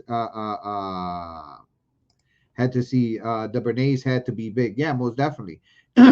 um and yeah, it's a whole lot of mess. But if you've heard of the Bernays, let me know about that. But you want to take this one, brother Calico, with Edward Bernays? Yeah, I'm over here talking. Think you heard me, but yeah, hold on. But yeah, her name was Anna Bernays, right? Who, her the wife? Yeah, Anna Bernays. Yeah, I mean his mama, yeah, and Anna Bernays, yeah, correct. Yeah, you can tell that was her maiden name. That's why the name is first. Right, right, oh, right. Right. Well, her maiden name is Anna Freud. She married into the Bernays family. You know, It looks the opposite way. It looks like Eli Bernays. Eli Bernays is her husband. Anna Bernays Freud's husband is Eli Bernays. She took his name when she married, and then Eli's sister is Freud's second wife. yeah, I forgot. Like over there they go from right to left, so they would have it would to us it would look like Freud is the last, but it's really the Right, right. first. Yeah, Right, yeah, yeah, yeah. Yeah, Freud was just well, I added the name Freud in there just to understand the difference in between this Anna Freud, which is the daughter of because the other Anna, this Anna, you're only gonna find her as Anna Bernays. If you type in Anna Freud, his daughter's gonna pop up. All the information you're gonna find is about his daughter, and that was very, very, hard. So I had to, like, to get the right answer, you got to ask the right question. So I had to ask a whole lot of questions. So there's Anna Freud, which is his daughter, and then Sigmund Freud's sister is also named Anna Freud. But her name now, because she married into the Bernays, is Anna Bernays Freud. You get that? Oh yeah. All right. So she gave birth to Edward Bernays. Let's get into it with Edward. Okay. I'm over here. Yeah, I'll show you that later. Hold on. But Edward Bernays. Bernays was named one of the most 100 influential Americans of the 20th century by Life. He was the subject of a full-length biography by Larry Todd called "The Father of Spin," and later an award-winning 2002 documentary for the BBC by Adam Curtis called "The Century of the Self." But Edward Louis Bernays, nephew of Sigmund Freud and son of Anna Freud, was an Austrian American pioneer in the field of public relations and propaganda, referred to in his obituary as the father of public relations. It's amazing that the father of public relations was a pioneer in the field of propaganda. Ah, Uh, yeah, but we of go. his many books crystallizing public opinion, see how he make it cold and hard. Uh, you feel me? We go from being this liquid, everybody being their own drop of the source, to just crystallizing that public opinion Right and propaganda. Gained special attention as early efforts to define and theorize the field of public relations. now, this dude is so influential. Is so influential. If you eat, if you eat or ever have ate for breakfast bacon and eggs, you did it because of this man. If you have ever ate bacon and eggs, you ate bacon and eggs because of this guy. Why? Why? Because Propaganda. right, because of his propaganda. Yeah, Hired, public relations. he went and hired 100. He went and hired well, in the United States. If you've done people, this is for people in the United States. If the American breakfast is bacon and eggs, that's where everybody, is used to having around or whatever. The most popular, if you go to a restaurant, most people are going, for breakfast, some might want pancakes. Yeah, everybody's different, whatever. But the American breakfast is bacon and eggs. Why? Because of him, because of Edward Bernays, because he went and hired 100 doctors, and he asked them, is it healthier to have a heavier breakfast, or now watch the deceit, listen to the deceit. He asked the doctors, what it was better to have, a heavier breakfast or a light breakfast, because back in those days everybody was just eating oats. Some people were fasting. This dude really fucked us. This dude right here, he really really fucked us, all of us, every single one of us, and he's still doing it to this day. We about to get into it. But he went and asked this question to 100 doctors, and vast majority of doctors, or no, actually the whole 100, said that it was better to have a heavier breakfast than the little oats that you were having, or the little glass of milk, or the little orange juice with a toast of bread. It was better to have a heavier breakfast. And he presented this idea on all newspapers, all everywhere. And he posted that 100 doctors said that it was better to have a heavier breakfast. And he posted it with a picture of bacon and eggs, because he was hired by the bacon companies and the egg companies to give popularize them even more, and since that time it became an American way of eating, that because he added a picture of bacon and eggs, everybody started selling that in the restaurants. It became a thing, and it's still a thing to this day. So it's very very intriguing how he started. Now let's look into the Industrial Revolution. All right. Now it says, after World War One in 1921, within the confines of the city that never sleeps, aka New York, it was obvious the US had gone through massive changes in the past several decades. Both the first and second industrial revolutions had taken place. Public education had largely been established, all right?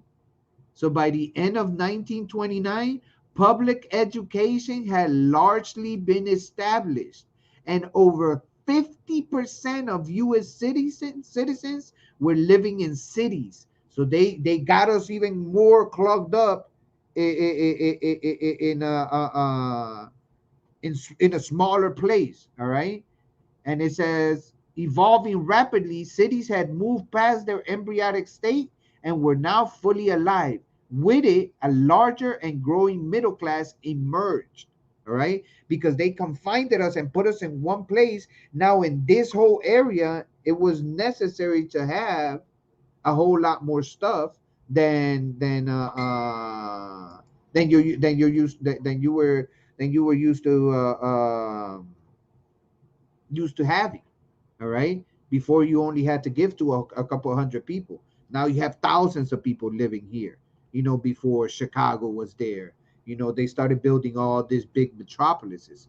Now when it comes to the industrial revolution, the first one was the mechanical power, steam and power. Because remember, everything, if there was something the United States, well, to us, well, yeah, to everybody, that the United States was known for, was that when it's something stated, it was American made. All right.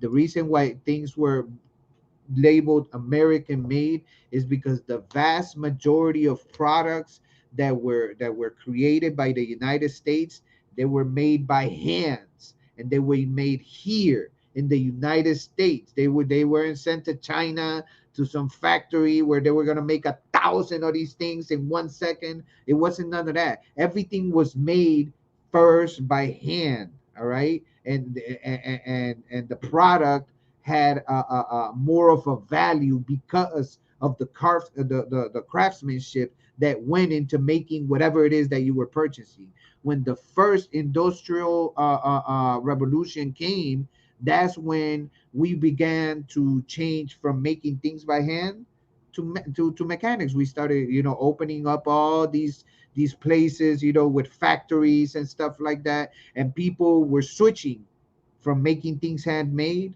to being in a factory. That created, a lot of jobs, and that's when the middle class emerged, because a lot of people went and took these jobs. All right, now look, now because they clogged us up into one area, into a city, came the second industrial revolution, which was mass production, assembly line, and electricity.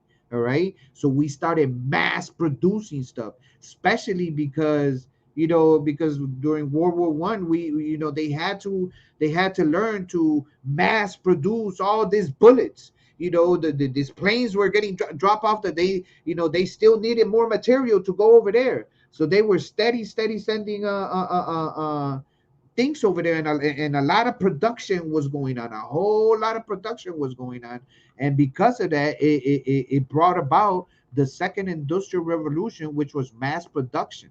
All right, the making of a lot of stuff.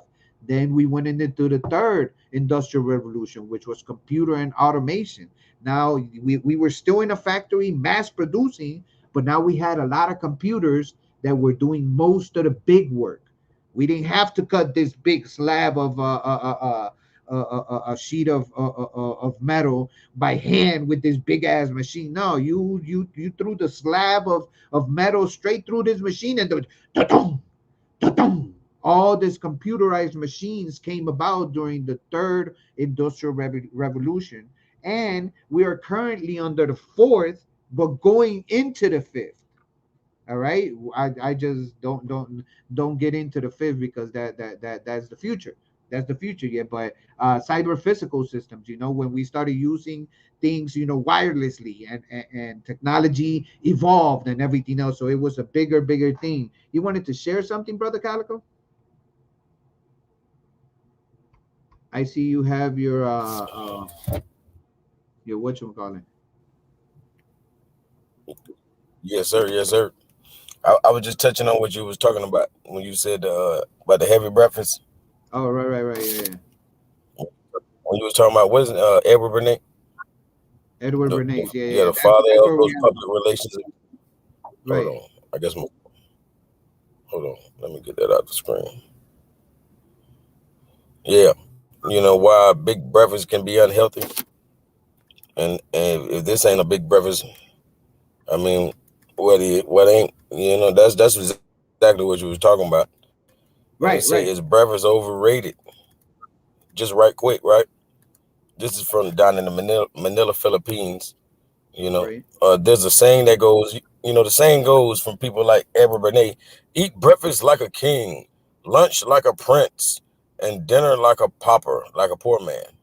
You know, so they're trying to say eat heavy at breakfast. That's their thing, that they created, and give you a little saying to go with it, make people go along with it. But medical doctor Jason Penaranda, who also advocates healthy living and natural treatments, begs to disagree because breakfast, lunch, and dinner are all important.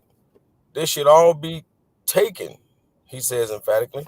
He particularly warns against the belief that breakfast should be the biggest meal of the day.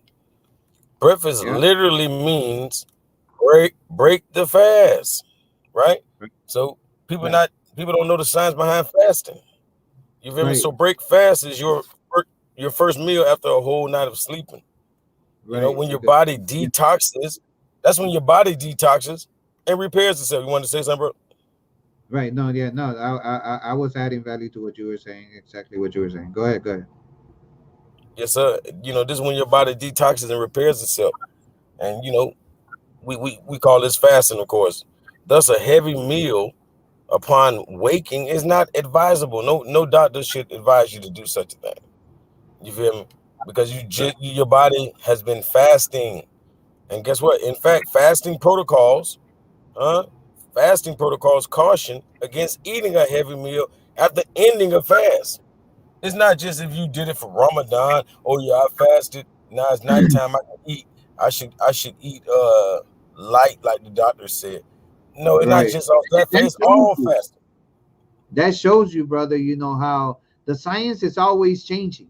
The science is always changing. A couple of years back, or a couple, decades back, they were telling us one thing. Now they're telling us something completely opposite today. Which we all know. That you actually shouldn't have nothing but liquids when you break your fast at first. Or something. I mean, the Easy, easy to first things digest. first is, yeah, water. And Right, matter of water. fact, You gotta have warm a water.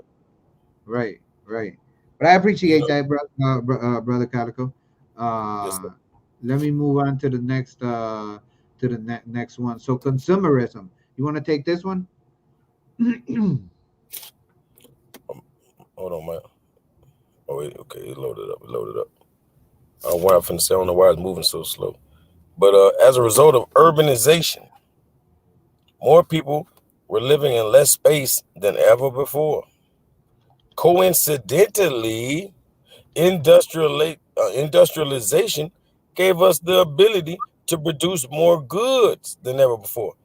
These products were desired by a growing middle class, which had more disposable income than generations of the past. There is a yin and yang to city life. In some ways, it gives us, and in some ways, it gives to us, and in other ways, it takes from us. Uh, it put more fish in our sea, but it made it so much harder to stand out among the ocean of people.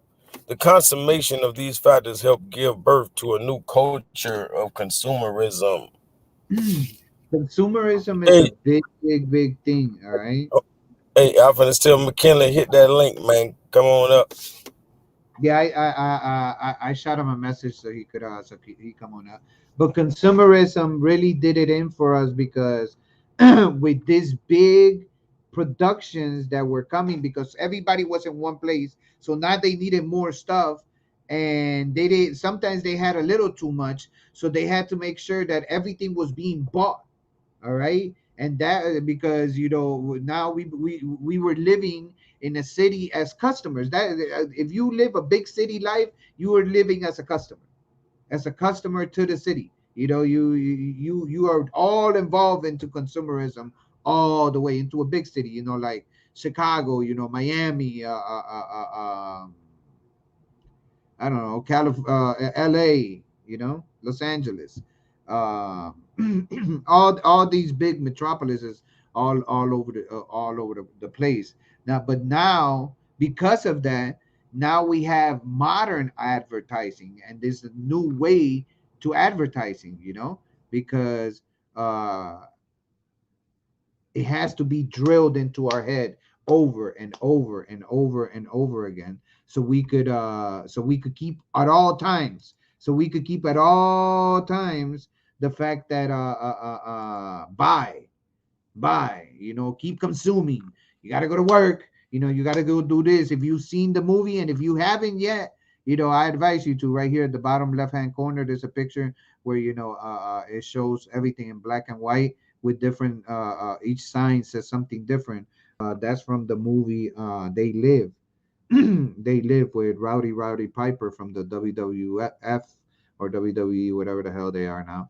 But it's an amazing movie, way ahead of his time. It was like a 1960 something, 1970 something, or maybe even a 1980 something movie. I can't recall exactly when it was, but They Live.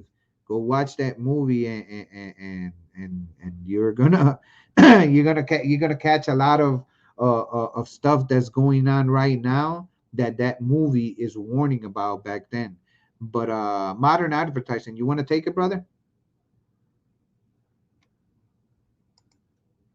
Yeah, it was an amazing movie, Gemini Eye. Yes, sir. But as far as modern advertising, consumerism brought about one big problem. Due to industrialization, supply was capable of being much higher than demand. A business owner that could increase the demand of his products was like a pirate who had found an X on his map. This insight paved the way for modern advertising. Many owners were willing to go to great lengths to manipulate the public into buying their goods, which brought Edward Bernays, and people like Edward Bernays in and changed the USA and the world forever. Change the USA and the world forever, brother. Forever. All right, let's go look into it. The manipulation of America. Let's see what they did to our parents. Let's see how they bamboozled our parents, our grandparents, by means so wicked that that we suffer the consequences to this day. All right. So manipulation of America. Bernays was the nephew of the Yeah, iconic. Bernays. Okay. Go Go ahead, brother. Go ahead. Uh, okay, well, Bernays was a nephew of the iconic psychologist Sigmund Freud, and arguably the father of public relations and propaganda. Uh-huh. Before him, advertisements were quite straightforward.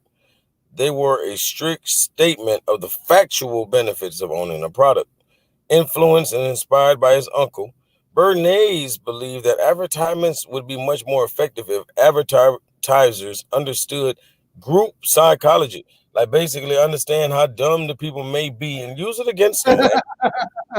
You know, if they could fully understand the emotions, uh, longings, unconscious desires, and questions of the consumer, they could market their product as a fulfilling answer. Uh, like they selling dreams. Like, Man, they say, man, they whispering sweet nothings in your ear. That's yep. all they're doing. Organizing those. Good to see you too, brother. Thank you for the support and everything. Be sure to like, share, and pass the word for about the PowerPoint. I it's a pretty good PowerPoint, so it wouldn't be a bad idea if you watch it from the beginning. But I appreciate you either way. But yeah, so I went and tried to look up for his book, and they only have copies of it. If you want the actual book, they have used copies on Amazon, and they start off at $2,500. His book starts off at $2,500 because it tells you how to psychologically mindfuck the popular. Well, excuse my French. My apologies if you have children in the in front of the TV. But how to manipulate the minds of the population. All right, and this dude made it a thing. Like seriously, made it a thing. A thing. So let's look at the father of propaganda. I'll take this one. It says this analysis may seem obvious in today's culture, but it was a revolutionary form of advertising at the time that Bernays helped popularize it. For example, a car company should market a car as a symbol of social status, which it is today to now, wealth and power, as opposed to stating facts about how well it runs, which was how cars actually used to be advertised. A salesman would have highlighted the factual benefits of a car, like how far it can drive without refueling, how it handles on the road, and whether it was automatic or manual. But instead now, what we have is a symbol of social status. All right, wealth. Oh, I went and got me that Bentley, or I went and got me the Ferrari. I got the Jag. I got a BMW. Everybody loved them a BMW or a Benz. Everybody want a BMW or a Benz. All right, and that's because they they use propaganda to mentally put you in a state of mind where you're realizing where not realizing, excuse me, where you're fantasizing that just because you have this thing, that it gives you a sense of wealth or social status or power. Or I drive in a limousine. I don't even drive my own car. How dare you tell me to drive myself home? No, bro, you better go get my driver. It's a sense of power that is depending on what vehicle you utilize. That tells a lot in this society. Not that it is that way, but in this society it tells a lot about who you supposedly socially are.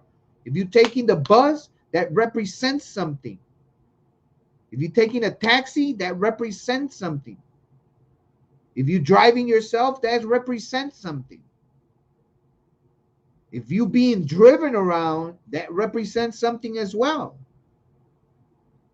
Everything everything it's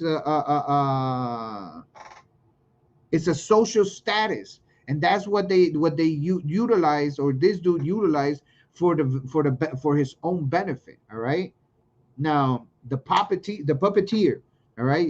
Let's get into it. You want to go ahead, brother Calico? Yeah, the I'm gonna puppeteer. check it out. 299. I'm definitely gonna check it out.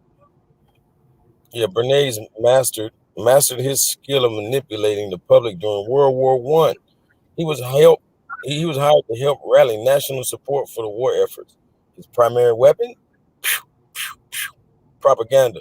According to his very book, propaganda can be defined as the mechanism by which ideas are disseminated on a large scale.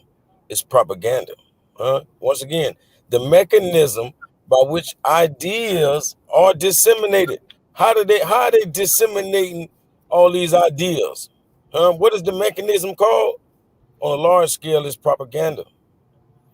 In the broad sense of an effort to spread a particular belief or doctrine, this is the story of how one man manipulated an entire country, then the world. Like a true puppeteer, he inconspicuously tugged on the strings of society, guiding it along his chosen path.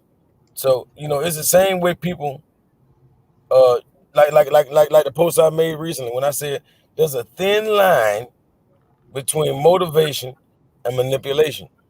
You know, Those are facts. Pe- people see what makes you tick, whether on an upward swing or a downward, and they see what makes you tick and they will make you tick. You know what I mean?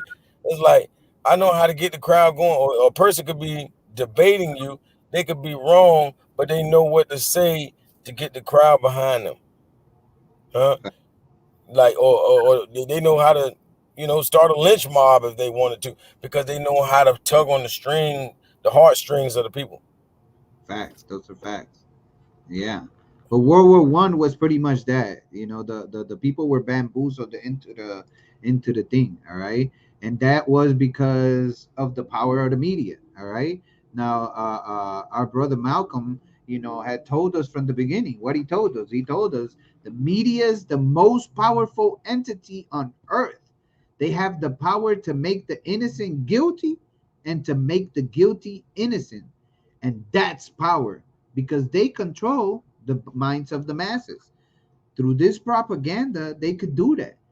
Now it says essentially, propagandists use the media such as magazines, newspapers, radio, the internet, and video to manipulate the masses into accepting or conforming to a certain idea.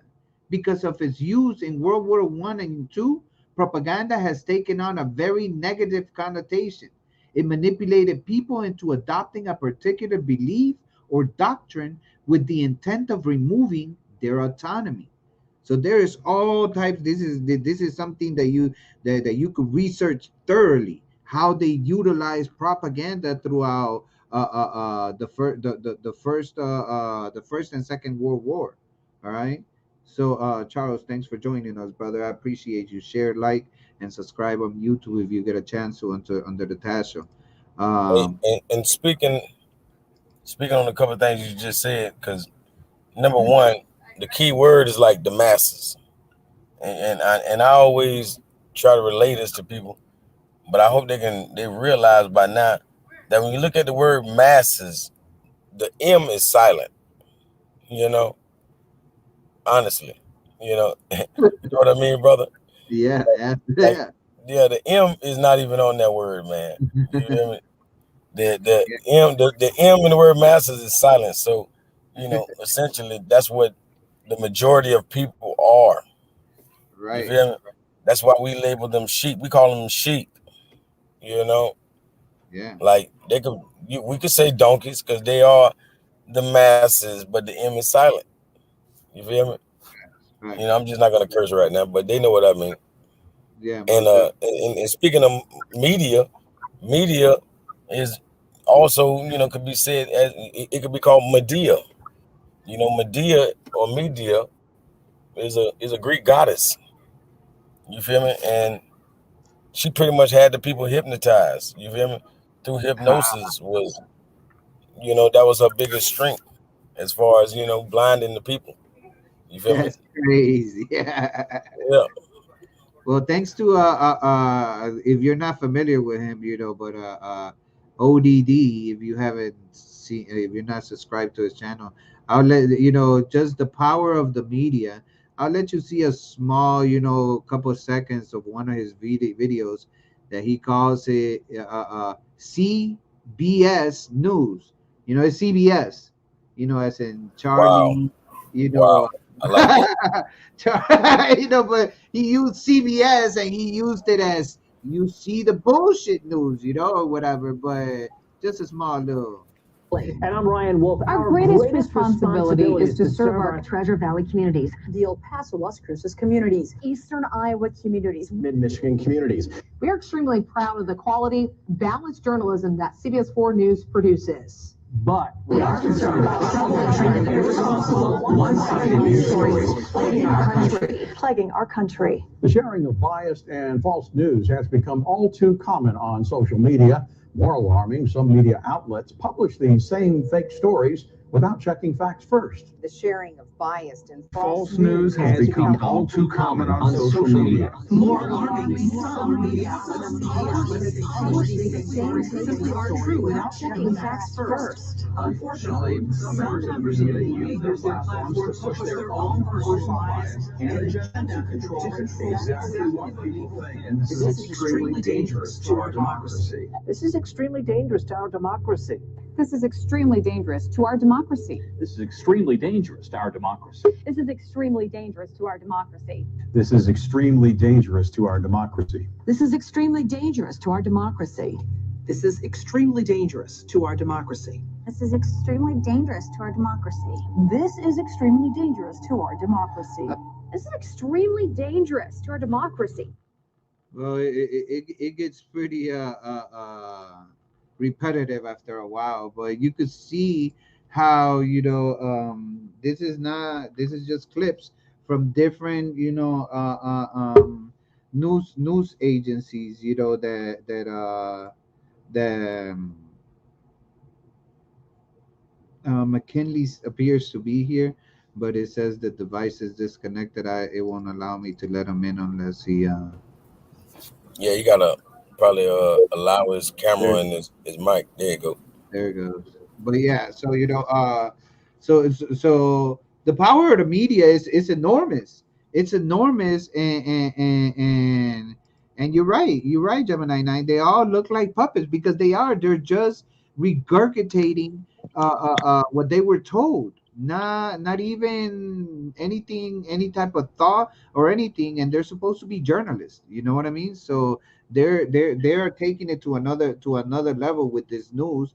And and we've been warned plenty of times or whatever, but one of the reasons. And I'm Ryan Wolf. Our greatest uh one of these that one of the reasons why we got to be careful is because people that utilize those things like that, they have the characteristic of being a great dictator. All right, so you want to well, I'll read this one. It says Bernays thought that propaganda was wrong only when it was spreading lies or used for nefarious ends. What makes this idea so troubling is that Bernays believes that he and other propagandists know what is beneficial for the common good. This is a common trait among dictators and theme that appears over and over again in his works. He believed that most people were stupid sheep that needed an elite and intelligent class to shepherd them. So let's not forget that we're still talking about Edward Bernays. We're just talking in regards about his character and before we even get to what he really did. Aside from what we find out, we just recently find out about bacon and eggs or whatever. But there's plenty more. But and a very coincidental fact in regards about it. um Hitler Mussolini, and what's this dude's name from Russia? I forgot this dude's name from Russia. I can't remember his name. But all three of them and Sigmund Freud, they all grew up in the same neighborhood. You could go look that stuff up. You just look it up with Hitler, and it'll give you a mention on all of the people that lived there within Stalin. Thank you, thank you. Yes. Uh, uh, so Stalin, Hitler, and Mussolini, along with Sigmund Freud, they all grew up in the same neighborhood. All of them. They didn't know each other. They didn't know about each other, and they weren't friends or nothing like that. But they all grew up in the same neighborhood. So take that as as however you want to. But I appreciate you, Michael Phoenix, for the brother McKendy. Thank you for joining us, brother. I appreciate you taking the time out your day or your Hey, evening. what's going on, fellas? Can y'all hear me? Yeah, we could hear you. Word, mad love, man. This is a great PowerPoint, man. These are a lot of topics that I speak on, but I don't have all this information together. You dig? So I really appreciate this PowerPoint. D Calico, what's up, my man? And Taz, man, you're doing a great job, man. Peace, I'm here if peace. you need any support. If you need me to read anything, you need me to jump on anything, I got you, homie. I'm I, here. yeah, I appreciate you, brother. All right, so let's keep going because let's talk about the influencer marketing. All right, you want to take it, McKinley, since you offered. I got you. I got you. My bad. I was trying to flip my phone around. One of Bernays' powerful tactics was using authoritative or influential figures to help spread a message. Think of a hierarchy. He believed that influencing the people at the top of the pyramid could cause his influence to cascade downwards. A celebrity, for example, can have influence over thousands of people. Bernays knew if he could convince a single figure to adapt his ideology, that figure would effectively spread the message to their followers. This is known as influencer marketing and is utilized often by modern advertisers. Facts, We facts. see that today, right? Huh? We see that today, right? That's We, we, that's we, everything today. this is today. We could see that with the current events that's going on right now with Nicki Minaj. You see how they're I'm not a Nicki Minaj fan. I am not advocating for her. I could care less about her. But when somebody speaks the truth, we have to speak on that, regardless of who it is or what their past is, because the truth is the truth, and if it's spoken, it must always be backed up, or whatever. But she made some references in regards to the current events of the mandate that they're forcing on people, and she was like, people should have their own choice. I don't see why this and that. And she made a couple references into it, and because of it, Twitter kicked her out. Twitter kicked her out. Well, no, Twitter banned her for a couple of days, and she said she didn't whatchamacallit. Now, remember what I'm telling you. She said that they banned her, but because of it, she wasn't going back to Twitter no more. How many people do you think Twitter is gonna lose because Nicki Minaj is not gonna be there no more? There is some hardcore ass fans out there, that follow her, and by her throwing that one thing out there, that cascades down. She is the the influencer marketer. All right, she's the one that if you tell this one person, all of her following are gonna do that. That's why it's very very dangerous, at least in my humble opinion. It is very dangerous for us to have any type of idol or somebody we look up to or anything. You should look up to yourself. You should challenge yourself. In my opinion, this is me, in my new journey or whatever.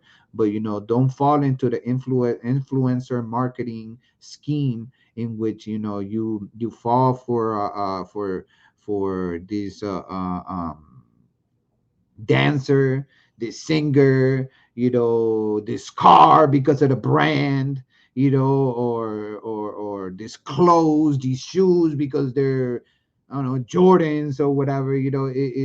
These are all influencer marketing. If you give them an idea and you get them to accept it, that shit's gonna cascade down to all his fans. That's how Michael Jordan sells his shoes over and over, and it's the same goddamn shoe.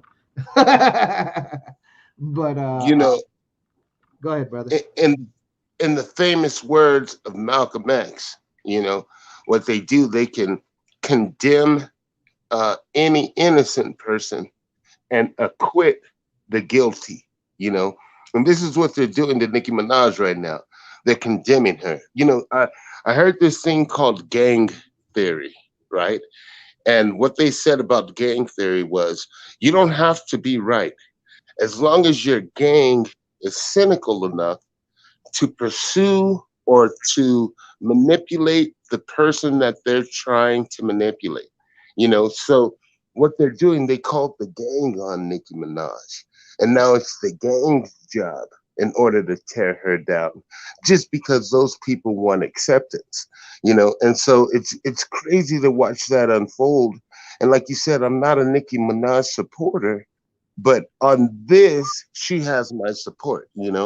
And it's unfortunate to see them condemning her while a month ago they were praising her and uplifting her for her femininity. Now that femininity is in question because she's asking You went against questions, the system, and now right? they're going to condemn her. She's Hey, asking questions. Go ahead, brother. see, me, I don't trust that motherfucker.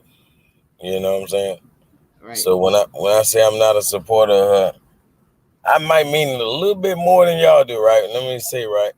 Because I know how these people is. These people try to give us our leaders and all that kind of stuff, and she ain't hitting on nothing else.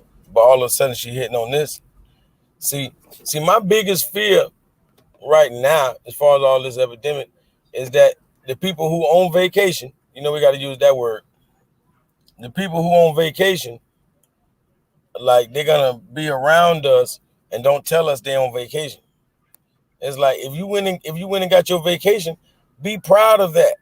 Like I like all of the jab heads that are proud jab heads.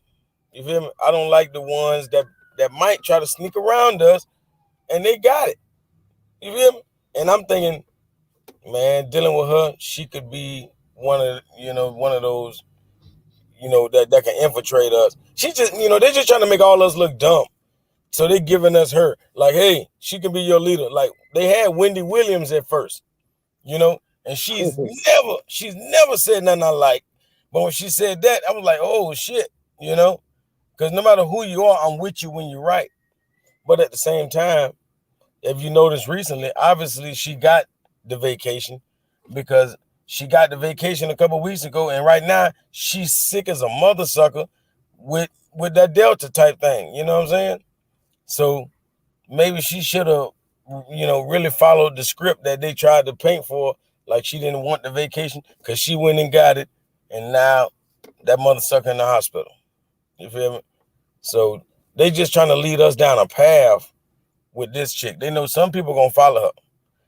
That's just like in the beginning. A lot of people were like, "Hey, I'm not taking the jab until I get more research, until the FDA or CDC approve." I don't care who approved it. I don't care what they come up with and tell me. I don't care about none of that. You feel me? I ain't gonna change. You know what I'm saying? Like a lot of people, they just waiting on the FDA to let them know better. You feel me? I'm waiting on a scientist to tell me something. I ain't waiting on none of that. I can read. But my man. I can't hear you, Yes, sir, Tabs. you are right. My bad, my bad, my bad, my Taz. bad. Yeah, you can hear me now. Oh yeah. Yes, sir. Oh, okay. My bad about that. I had my mic muted. But that's the problem with this influencer marketers, because when they're under the control of somebody else, anything they say could influence a situation real quick, and isn't it's just not a good idea, to in my opinion. Remember, this is my opinion. Is not I'm not telling you is the way that it should be or anything like that, but in my opinion, for us to idolize certain things or certain people, whether it be musicians or even within the what you call it, the conscious community, you got to be careful with where you put your hopes or whatever, because anybody at any given time, could let you down. Look at the stuff that Polite is going through right now. I'm not gonna get into none of his details or anything like that, but just that situation and his fans and the way they were taken by surprise about the alleged situation. So Hey, watch it's this. not always a good Hey, thing to be looking up to these people, regardless of how good you think they are, because we all have our flaws. We yeah, all have our flaws. watch this. Watch this. What I'm saying. It almost goes like right back to the Nikki thing, and so much other thing. Cause we know it got to do with like Edward Bernays and his ideas on public relations and propaganda. So Right. basically, what I'm saying is people will eat the cheese, huh? People will eat the cheese, and then they'll go teaching other people about that cheese. That's what they're gonna do. They're gonna be like, oh, you feel me? If they fell for the propaganda, then they're gonna, expose that to others as truth. But it was all propaganda. Facts. You feel me? Fact. Now, because of that, those influence marketers, you know, there is group norms that are created. All right, and this is another form of how Bernays, another tactic that Bernays used, towards him, because when something becomes the norm. Oh, at first nobody wanted to have a mask on. Nobody. Now everybody got some type of Gucci Yep. this or Yep. their logo here or Yep. Nike here. That so now is Yeah. like Fashion. normalized. It's the new Yeah. fashion. Yeah. Yeah. It's Group norm, aka new norm. right, aka the new norms. So when you have group norms, it says another of Bernays' tactics was altering group norms, which allowed him to impose a social pressure on consumers that would force them to buy something to fit in. You're I remember very clearly when I was in high school. If you didn't have the right shoes, you was getting clowned. You didn't have to have. It wasn't everybody had to have the same shoes, but if you came to school with anything from Payless, you were getting rolled on. Hey, Now, yo, Taz, man, why you talking about me? But that was me.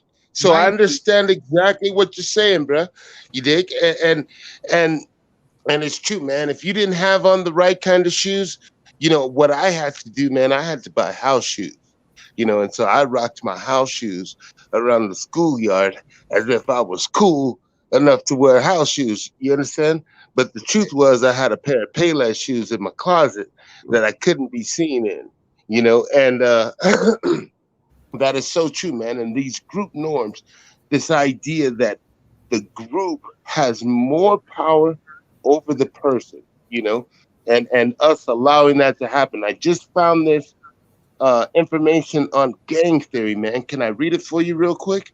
yeah, go ahead. Yeah. For sure. All right. So it says gang theory. My bad.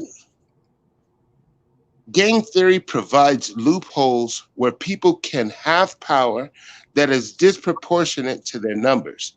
and disproportionate to the power of the logic underlining what they're saying. The wielding of stigma in such a way that causes people to be much more likely to voice one perspective than counter perspective, while understanding the biases that exist as a result of the cynical use of gang theory. So people will not speak out because they know the behavior of the people within their own group.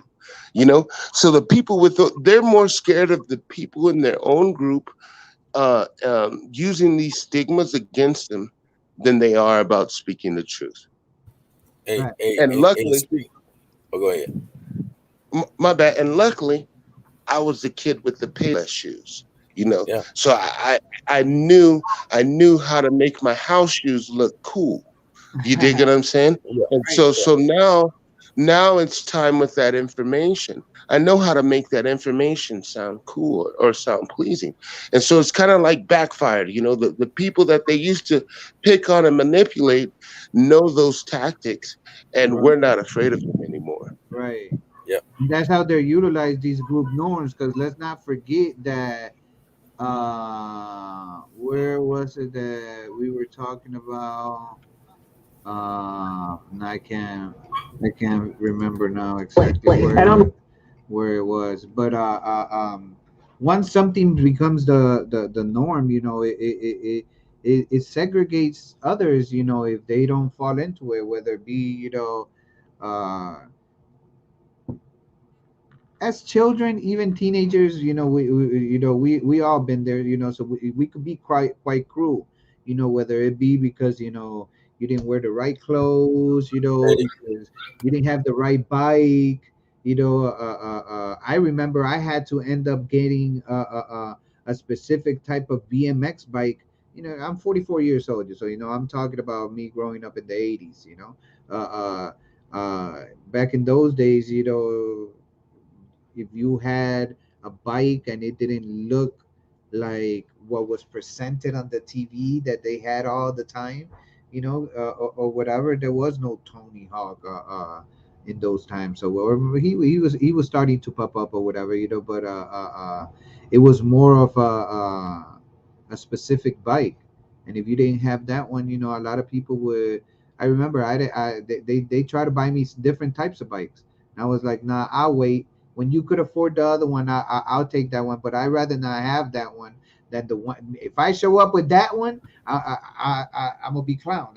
Everybody gonna be hey, like, go ahead, brother. hey, they used to call them hot boxes back in the days, right?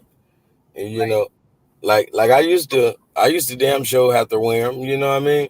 And to the point, I remember when I finally hit like being a preteen and stuff. And I done told my dad, man, hey, for Christmas, for my birthday, I'm like, man, I want them Penny Hardaways. Like, I love that basketball player at that point, and I ain't want to be like everybody else with the Jordans. I'm like, man, I want them Penny Hardaways, and like, man, don't you know them shoes cost it, like not like nowadays, like they cost like 140. You feel me? I'm like, damn. So I done talked my dad into getting them, even though I always get hot boxes. You feel me? Don't you know? Don't you know he give me all the money and some to go eat to the mall and go get the shoes I've been begging for. Man, I got that money in my damn hand.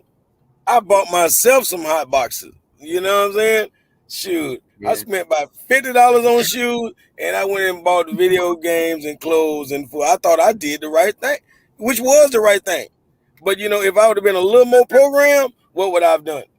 I'd have been too worried about buying these cheap shoes. I would have like, man, I would have had to just do it to be in with like me back in the days. I would go off which shoes make me run the fastest. I'm like, hey, these shoes here, man, I haul tail. I didn't give a fuck. I can run fast in these shoes. These are my favorite shoes. I don't want to hear nothing else. You feel me? For real. Yeah. Well, the problem is, as you can see right here, it says what are group norms. It says though although unwritten, they govern how group members interact with each other, works as a team, makes decisions, and even how they dress. And on the left side, it says, when all think alike, then no one is thinking at all. That's the problem with group norms. Once you accept group norms, then you isolate people in groups, and that now there is comparisons, or whatever, instead of having individuality. We're all different. It ain't, yeah, we might have similarities in liking, but we don't categorize ourselves as this norm and that norm and that norm, because that creates a lot of stigma. And there is certain people that, that they're not gonna find a way to fit in, because there's only so many things that can be popular. You know what I'm Hey, saying? hey, hey, but man, look, when you look at this English language, like they be playing games with us, right? Like even when you look at a word like individual, you feel me? Like, like you got the word division right there in the middle of it. You know what I mean? And I tell people all the time that they want to act like, they want to be, we want to be individual. But you saying that word is either saying you are living in division, like individual, or it's saying in as in meaning not. You feel me? So it's saying we are not divided, or basically individual is saying you are not different. It's really saying you're a part of the crowd. You feel me? But they Yikes. give us, yeah, they give us these things because basically we should be a individual, individual. You feel me? We should be Right. a certain division of the different sex of people. You Uh, feel me? you, you, here we here we go. A univision. Yeah, You know. Right. a individual. Yeah, Right. There you yeah, go. yeah, yeah, Because of these norms that we experience and that we create, there is mental space that's being taken. You want to take this one, brother Calico? yeah. Mental space. Barnay's, and I wanted to point this out for Sister Gemini about like the word Barnay is it's a place. I believe what in okay, it's a put like this, the Bernays are from Normandy, and it's spelled, it's wild that the sister asked about the word because it's spelled how she spells Gemini with the Nai. That is how the Bernai or the Bernie, what I'm saying, the Bernays is spelled. Instead of Bernay is Nai, just like how she has Gemini, you know. But the Bernays, like I say, of Normandy, understood that a consumer's mental space was the holy grail of advertising. That's why they'll sell you religion. They'll sell you anything that you are into or wrapped up into. Whatever you want, we got you. Securing a safe spot in as many minds as possible was the prime objective. For that reason, he believed in advertising everywhere: newspapers, magazines, radio. It was all necessary. The total amount of mental space was limited, and so competition for it was intense. Wow. So we have got to battle with him, and we got to be intense with the knowledge coming on every angle. Like they want us to start pay for like paid programming, paid advertising, just to keep getting this knowledge out there. Otherwise, we're gonna keep losing to Popeyes and KFC, and Mickey D's. But it was all necessary. The total amount of mental space was limited, and so competition for it was intense. Example: if you sell melons, your competition is not only other melon companies; it's all food sellers, because these individuals, these people that are not quite divided into their own sex or whatever, are limited in the amount of food they can eat. And I can't see behind Gemini. Oh, my bad, my bad. Eat in one day. Therefore, you want to advertise more than all other food sellers. If it be breakfast, lunch, dinner, or dessert, I want the melon to be the primary food that occupies your mind. Fact. So now it became a war for your mental space, and there's only so many calories you could consume on a day. So there's a only limited amount of mental space that you have available. And because of that, they have to make sure that whatever they're presenting to you, that's what they what you're thinking of, nothing else. Forget, the bigger melon over there, since we're talking about melons, the bigger one over there. No, I want you to concentrate on this one, because when you eat it, it's gonna remind you of your grandma. It's gonna remind you of your grandma, because this is the one that your grandma used to bring home, not that one over there. This one. This is the one. So now I don't attach the melon with something emotional for you, and because of that, you're gonna have a tendency to, every time you think of grandma, you're gonna think of a melon. And now I don't occupy that space in your mind. And how many companies are we allowing, to occupy space in our mind, to sell us stuff, not even paying rent, we paying them. You know what I mean? So, but that's mental space. And because of that, it brings us to the independent woman. All right. And it says, as a result of World War I, many women had taken up jobs that previously only men had worked. They were starting to make their own incomes and becoming more independent. As a symbolic declaration of their newfound independence, some women began smoking cigarettes, a behavior typically reserved for men. Smoking was still largely taboo among women and looked down upon by the majority of society. At the same time, slim figures were coming into fashion.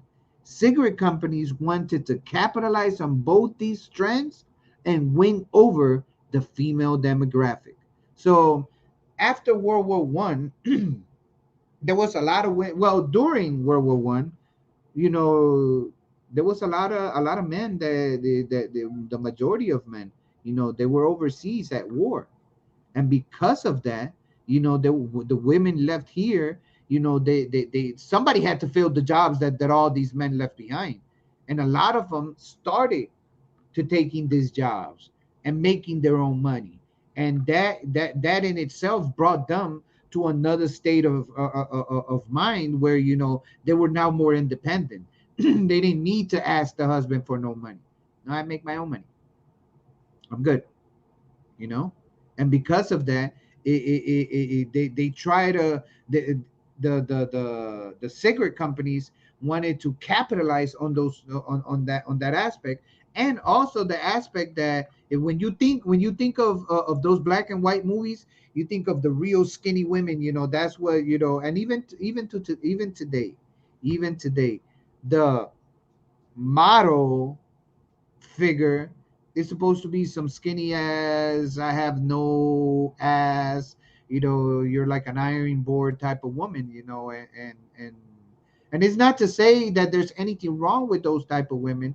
It's just that you can't categorize and make the norm of something specific, because that alienates everybody else. What about the one with the big booty? What about the one with the medium sized booty? What about the one that that's big boned, or she's just heavy set? Maybe she's a tall woman, and because of that, that gives her more room to have more mass. But no, they made the European norm that, for you to be a model, and that's why back in those days there was so many women that were dying of diseases caused by starvation, because everybody wanted to be slim. So slim and women becoming independent, the cigarette companies wanted to capitalize on that. All right, they wanted to capitalize that after World War I. All right, so let's find out how they got women to smoke. Because if you smoke today, you smoke because of Bernays. If you smoke cigarettes today, you smoke cigarettes because of Edward Bernays. All right, it's just that simple. And right now we're talking in regards about how they got women, because it was more clever what they had to do, what they did with women. It was a whole lot more clever with what they did with women, but you know it was also something that was brought upon men, because it was like they told you, it was the manly thing to do. It was a man's thing to do, to go and and smoke that cigarette, because they gave you the cowboy form or whatever and everything else. And they cigarettes at one point when they first began, the FDA didn't say nothing about them. You know what I'm saying? But anyways, getting women to smoke. You want to take this one, brother McKinley? I got you. Getting women to smoke. One business in particular, the American Tobacco Company, the ATC, hired Edward Bernays to help tap into the growing female market.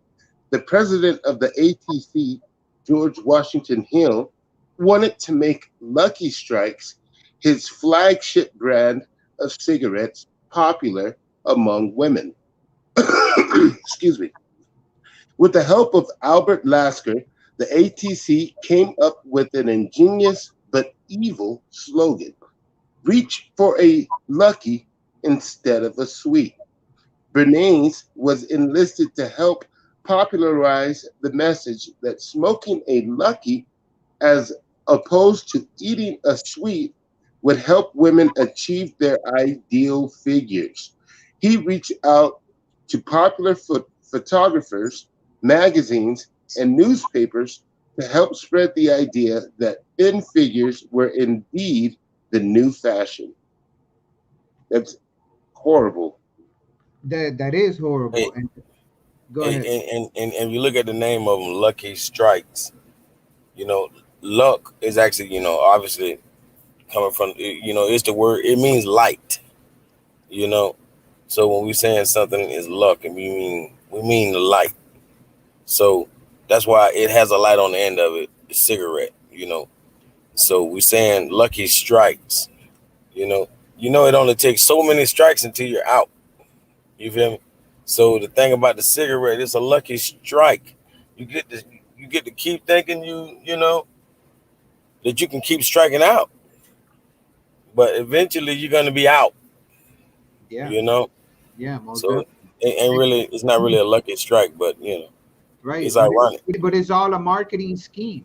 It's Yep. all a marketing scheme that they utilize, to get people to, well, to, in this scenario, to get women to buy the cigarette, and whatever, and they associated something that women wanted, or that they said that was the new fashion, and because it was on the news and all that stuff, they assumed that that's what was in. So they See, say, "Oh, I need to get skinny now because that's the new fashion." Oh, okay. And if I smoke a cigarette, then I get skinny because I'm not gonna want to eat. So now they associated that with what with they beauty. right, with beauty. Yeah, yeah, and So see, and basically they already know that the women spend like approximately what they say 70 cent out of every dollar, and right, definitely in America. You feel me? Like women spend 70 cent out of every dollar. So all propaganda is geared towards the woman. Or you got men that are like we'll cuss them out. We'll call them. We'll say they be made. You know what I'm saying? But they definitely got too much femininity in them. So they also fall for the propaganda. That's really just geared for the women. You know what I mean? Even though You, once they get the women, it's like if you get a woman to do a drug, now you're gonna have men on that drug. That's why the Adam and Eve analogy is so useful in some situations, because she can get him to bite that apple. Like most men that are on drugs have done it for the sake of women. You know, to hopefully get with a woman, or just to seem cool, all kind of dumb reasons, but it's all really towards getting a woman. I, I, I I read once that what they did with cigarettes was that they attached it to anything pleasurable, right? So after sex, spark up a Yep. cigarette. Yep. uh-huh, Coffee and a cigarette.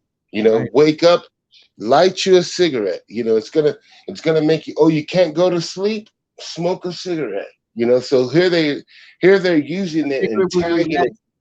A cigarette's gonna relax you. Right, right, and it's also going to wake you up in the morning. Right. And so it's weird how they did that, how they Hey, fooled us. after using the bathroom, or while you in the bathroom, you Smoke a know. cigarette. Right. Hey, and Sister Gemini, she brung up about those candy cigarettes. They were called Luckies also. Right. And I remember my dad, like I was on the back of the ice cream truck. It's a long line on the ice cream truck, so I'm just sitting on the back of it. I done bought my candy cigarettes. My dad just happened to pass by, seeing me puff and smoke in the air. Man, he jumped out the car, ready to kick my ass. Man, them Luckies almost got me messed up, man. You know what I mean? That's a fact. They but doctors for hire. Take this one, brother Calico. Yeah, Doctors for Hire. He also recruited medical experts to advocate cigarettes as a healthy alternative to eating sweets. Man, stop eating all that sweet. Man, just smoke your cigarette. Hey, Bernays tried to pull two key associations in the public mind using propaganda. Number one, being thin is fashionable. Number two, cigarettes help you get thin, help you get fashionable.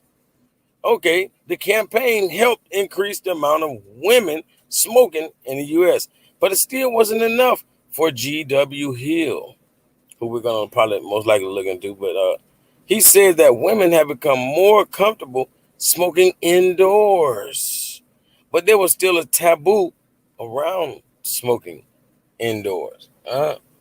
Right, right. So they had achieved what they wanted to.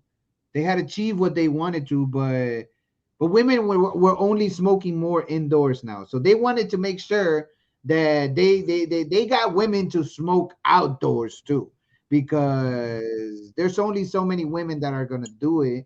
If they're all hiding, because if it doesn't become a trendy thing, in order for something to trend, everybody got to be doing it, and everybody got to be seeing that everybody's doing it. So it had to become a norm. All right, it had to become a norm, and because of that, you know, that's how they made a pact in hell. It was a pact made in hell, where they got the same thing that they're doing now. And if you haven't noticed, like if you choose not to get your vacation, you know what I'm talking about. I'm utilizing I'm piggybacking off of brother Calico's thing, because it works out perfect, so we won't even have to say the word, or whatever. But if you haven't got your vacation, there is a chance, and there's a bill that is being introduced that's saying that we might start getting charged extra in our checks, in our regular checks, from whatever company we work for, because the expense for you being in whatchamacallit, in the hospital, if you catch that thing going around right now, is very expensive. It's very, very expensive, so it's hitting the pockets of the insurance companies very, very highly. So to prevent that, they're going to tax us now. They're going to tax us. If you haven't got your vacation and you don't get your vacation, you're going to get taxed a certain amount of money every month out of for your insurance company, just in case, if you do contract this. And what they're using as backing this is the fact that they did it to the smokers. They did it to the smokers. If you smoke, your health insurance at any job you have is usually higher, if they find out you smoke, and they actually go into the whatever. Or some jobs ask you, are you a smoker or whatever, and when they find out, your insurance is more. If you go try to get life insurance, if you smoke, you're gonna pay a whole lot more. But they utilize all these people just like they're doing right now. Somebody said, I forgot who. Oh yeah, it was Michael. He was talking in regard about that song from. If you want to see it, you could go see it in Brother Calico's YouTube channel under D Calico, for this specific song right here. And They're utilizing these so-called stars to enchant us into wanting and into getting this vacation when a lot of us don't want it. Just like they use. If anybody know who this lady is, that's what's her name from that Ricky Ricardo thing. No, what's her name? Lucille Ball. Huh? Lucille Ball. Lucille Ball. There you go. So so they were using all these celebrities, and they were using doctors, more doctors, more camels than any other cigarette. So if you know that your doctor is smoking, you're like, shit, my doctor smoked. They even went after pregnant women. There was look, listen, this is an actual ad that was popping in those times. Taste isn't the only reason I smoke. People are always telling me that smoking causes low birth weight. Talk about a win-win. An easy labor, a slim baby, and the full flavor of a Winston. What in the entire what the listen, and even right now, if you pregnant, you could go on vacation. If you pregnant, you could go on vacation because they're saying that it's okay, just like they said it back in the days when you was lighting up with a Winston. They saying it right now that it's okay if you're pregnant to go on vacation because you're gonna be fine. The baby gonna be fine. You guys are gonna have a lot of fun. There ain't gonna be no problems afterwards, nothing. You're gonna go home nice and happy, and you're gonna be safe, right? You're gonna be safe. You're not gonna die, so if you're pregnant, you gotta go on vacation because it's FDA approved. Just like back then, they were announcing this all over the place to our pregnant women with Santa Claus, the babies, they utilize the babies, to give the father some sense of, oh, dad only buys the good stuff or whatever, and with the babies, even children now in cartoons, we see smoking everywhere. This wasn't just back then, but these are just the shows that were back then, but we still see it today. There's smoking in everything that we see. You know what I mean? So it was pretty much that pact made in hell that created the fact that now we need women to smoke 100%, and because of that, the new slogan of torches of freedom came to be. Brother Calico, you want to take torches of freedom? Uh, I'm over here looking up something. Let me get the next one.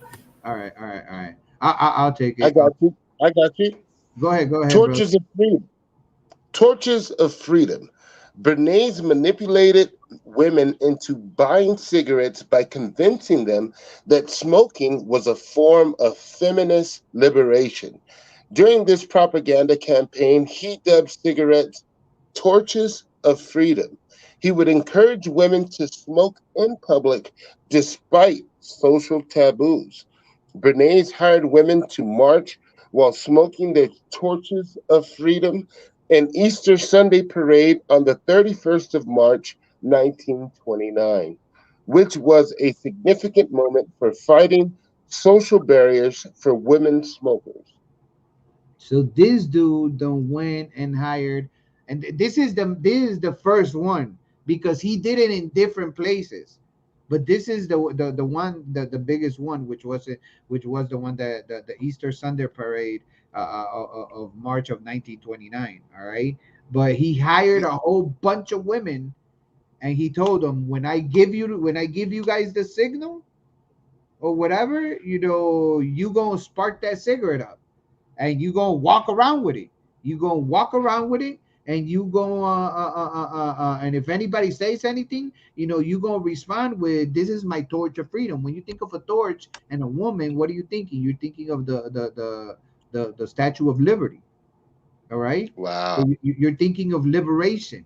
All right, so so it's all a mental, a psychological way of associating freedom and liberty, and this new sense of individual, not individuality, but of independent Rebellion. women, women feeling independent now that they had their own way of doing things, with their jobs and everything else, and they claimed them torches of freedom. I'll let you guys just take a quick look at the what you would call it at the small little video that talks about it. Since the end of the 19th century, America had become a mass industrial society, with millions clustered together in the cities. Bernays was determined to find a way to manage and alter the way these new crowds thought and felt. To do this, he turned to the writings of his uncle Sigmund. While in Paris, Bernays had sent his uncle a gift of some Havana cigars. In return, Freud had sent him a copy of his general introduction to psychoanalysis. Bernays read it, and the picture of hidden irrational forces inside human beings fascinated him. He wondered whether he might make money by manipulating the unconscious. Bernays set out to And it's gonna experiment go with the minds of into the popular classes. His most dramatic experiment was to persuade women to smoke. At that time, there was a taboo against women smoking, and one of his and it's gonna go into detail. If you want to watch the video, it's called "Torches of Freedom." It's gonna go into detail about since the the whatchamacallit, the experience, the whole idea of getting them to smoke by hiring these women and calling them torches of freedom. It's a great video. You can find it on YouTube to watch. So they were pretty much bamboozled. All right. And I'll read this one real quick. It says more women were already starting to smoke during and after World War I as a symbolic way of challenging male power. Bernays wanted to capitalize on that trend. Several young suffragettes, what we might refer to today as feminists, were hired to publicly smoke during the parade. Bernays knew that this public declaration of independence and challenge of male power would be eaten up by the press. He even hired his own photographers to make sure that high quality photos were taken of the momentous occasion. He knew that the media coverage would spark up a debate in homes and offices all across the country about women smoking. Any female who wanted to partake in the debate and publicly declare her independence could do so by smoking a cigarette. And that is the ingenious way of how they got women into smoking, through this act, because it became a norm afterwards. Once it became a norm, then it started growing, because cigarettes is an addiction. Everything it's an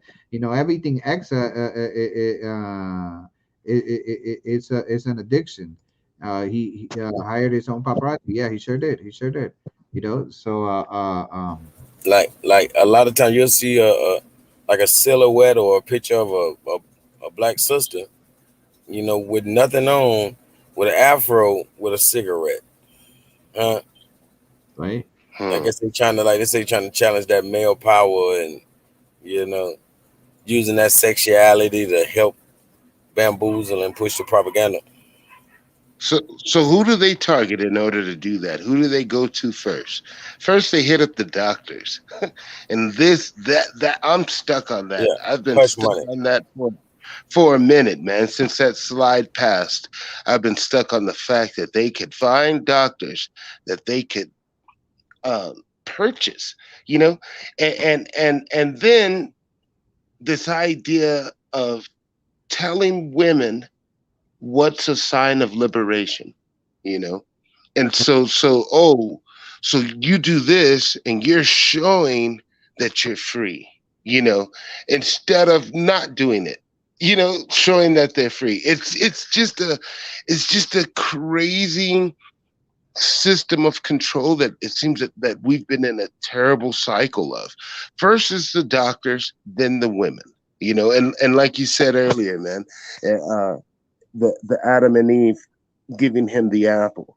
Once Eve gives him the apple, it's all over. And so I'm really stuck on that, man. I'm really stuck on those two concepts, man. that first they get the doctors and then they get the women, and now we're going to pass this poison to the men. It's awful. Yeah, most definitely. So, let's see. Now, moving on to the next one. So, let's talk about the United Fruit Company, all right? Because what it says, one of Bernane's main clients was the giant United Fruit Company. They own vast banana plantations in Guatemala and Central America. If you weren't aware, I was born in Guatemala, so that this is one of the reasons why I was aware of Bernays, because this right here is very very popular in my home country, and it has a very very sour taste. And you mentioned Bernays and the United Fruit Company, and they're still over there, and they're still over there. That's what's crazy. They still own everything I'm going to talk about is still happening right now today, to this day. But they own vast banana plantations in Guatemala and Central America. For decades, United Fruit had controlled Guatemala through pliable dictators. It was known as the Banana Republic. All right, so Guatemala was known as the Banana Republic. But in 1950, a young officer, Colonel Arbenz, was elected president. He promised to remove United Fruit's control over the country, and in 1953, he announced the government would take over much of their stolen land. It was a massive popular move, but a disaster for United Fruit. They turned to Bernays to help get rid of Arbenz. Now, if you look into the history of Guatemala, and if you Google like who has been the best president Guatemala has ever had, you will come to find that this Arbenz dude is the best president that that country in Central America has ever had. And they destroyed dude. They literally destroyed dude, and they did it by bamboozling the population in the United States into a specific way of thinking through propaganda. All right, and that's the United Fruit Company. All right, let's go to the next one, because they had to get the consent. They couldn't just go over there, and tell the Guatemalan government, "Oh no, you can't you can't kick out United Fruit Company or whatever and take the land back and all the what the whoa, hold on. Now you remember it's right after World War I. So there's a still a scare of war and everything going on, so they had to engineer the consent, somehow some way, and they utilized the situation. Bernays utilized the situation that was currently going on. Do you want to read engineering of consent, brother Calico?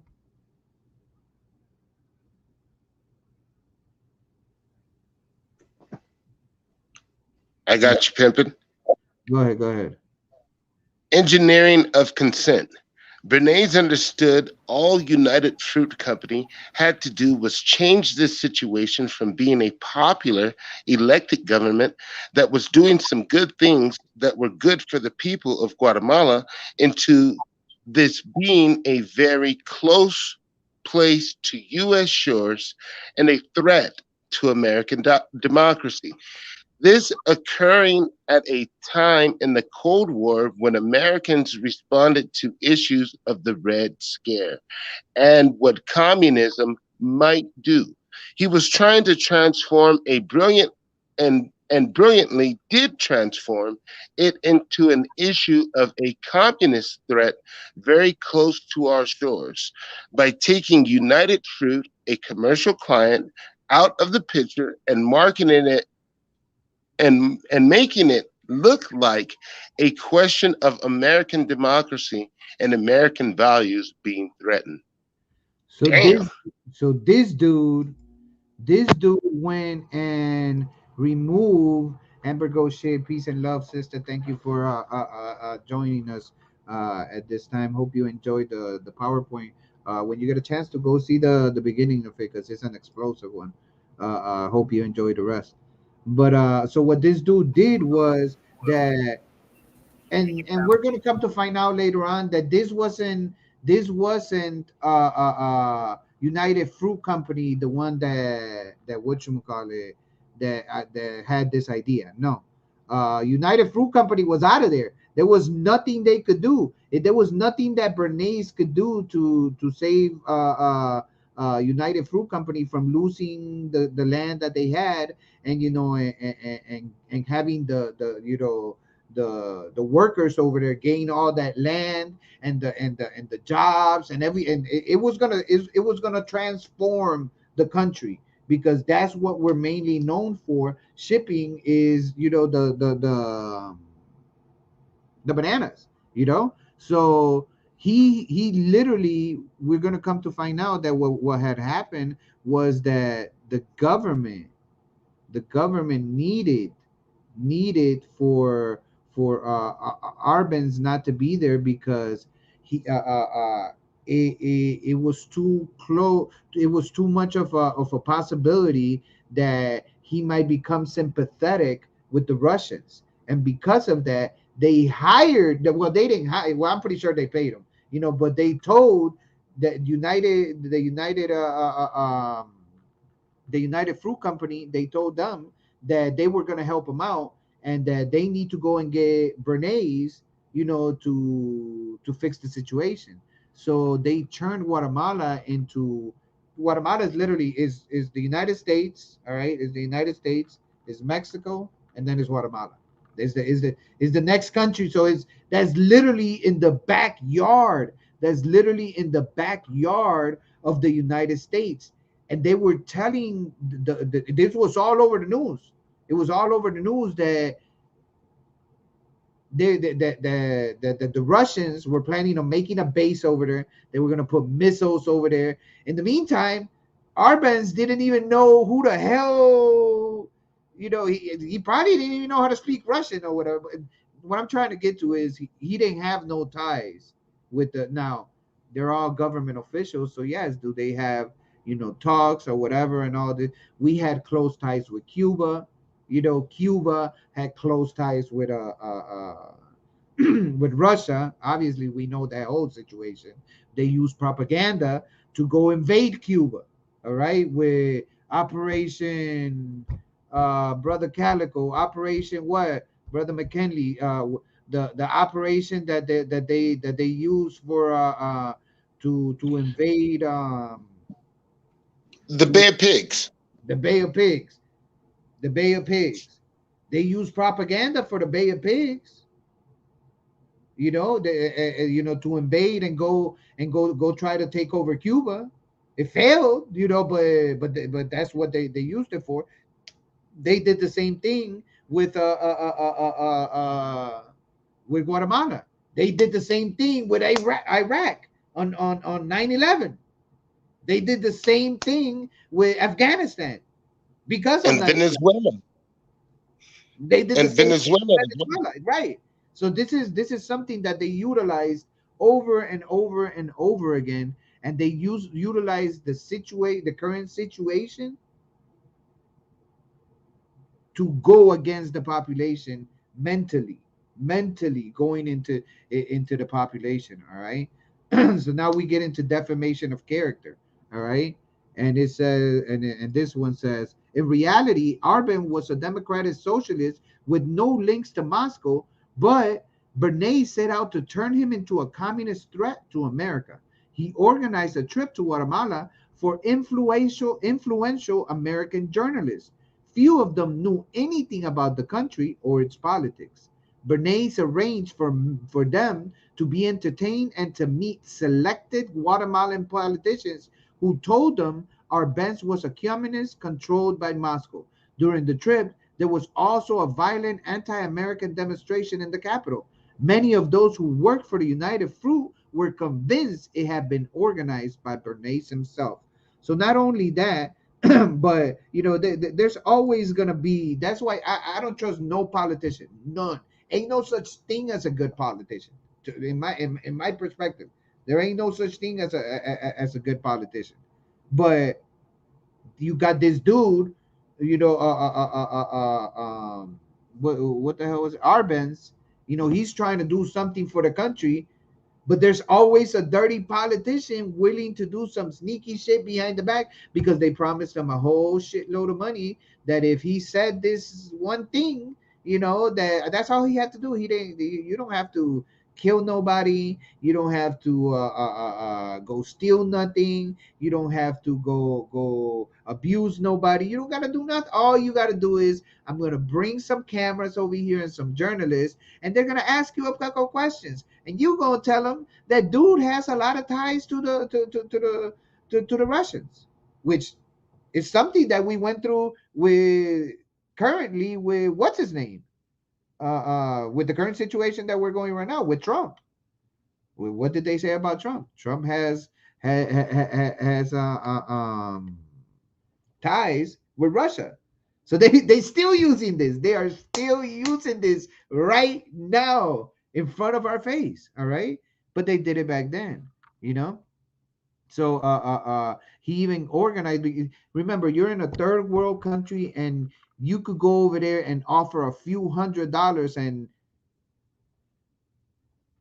the vast majority, I'm not going to say everybody, but the vast majority of people are in such a state of poverty that if you go over there and tell and offer them something as simple as $2,000, oh, they're gonna show up to a demonstration. You mean to tell me all I gotta do is go over here and go, protest about the United States so they could film this shit or whatever. And these people are taking our jobs anywhere, anyways, and you're paying me to go over there. Oh yeah, let me get that $2,000-3,000. I'm gonna show up, or when I get there, I want my money. I'm gonna make sure I stay there or whatever, because it's beneficiary anyways. This is the country that has you fucked in the game to begin with. But now they catch you during their psychological plan. They catch you demonstrating against them, demonstrating against them, and now they're telling the United States citizens that that you're that this is this whole rally or whatever is not about. They removed the United Fruit Company out the equation. They didn't even mention them at all. All they said was like, look, they're demonstrating, and yeah, we were demonstrating because there's an American company that's to this day right now taking most of the income that Guatemala makes because they own so much land in Guatemala. And that's what we when we found out that some other people were in Guatemala, they, and with the whole thing situation going with our bands, there was always demonstrations about, get the fruit company out of here and all this other stuff, and and go do that over there, take it to to America or whatever, the United States. There was always demonstration, but it had nothing to do with a demonstration because we were communist and we were trying to take over or go to war with the United States by helping the Russians. It was all, they bamboozled everybody through propaganda because nobody knew nothing, and all they had to do was pay a couple people, right? And how did they do it? They do it through fake news. Even today, that's still a subject. All right. It says Bernays also created a fake independent news agency. This dude created a whole entire news agency in the United States called, go look it up, the Medical American Information Bureau. Does it sound, like something, very respected, and and that they know that yes, Gemini 9, exactly, the original crisis actors, so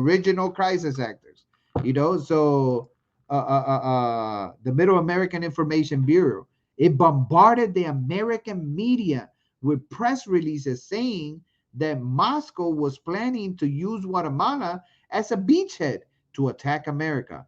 All of this had the desired effect. Bernays was able to take this current menace to our backyard in Guatemala. For the first time, we saw Reds a couple of 100 miles from New Orleans, who Bernays had everyone believing were a true threat and was going to be a Soviet outpost in America's backyard. Who are the Reds? That's what they call the Russians. The Reds. That's why the Reds scare.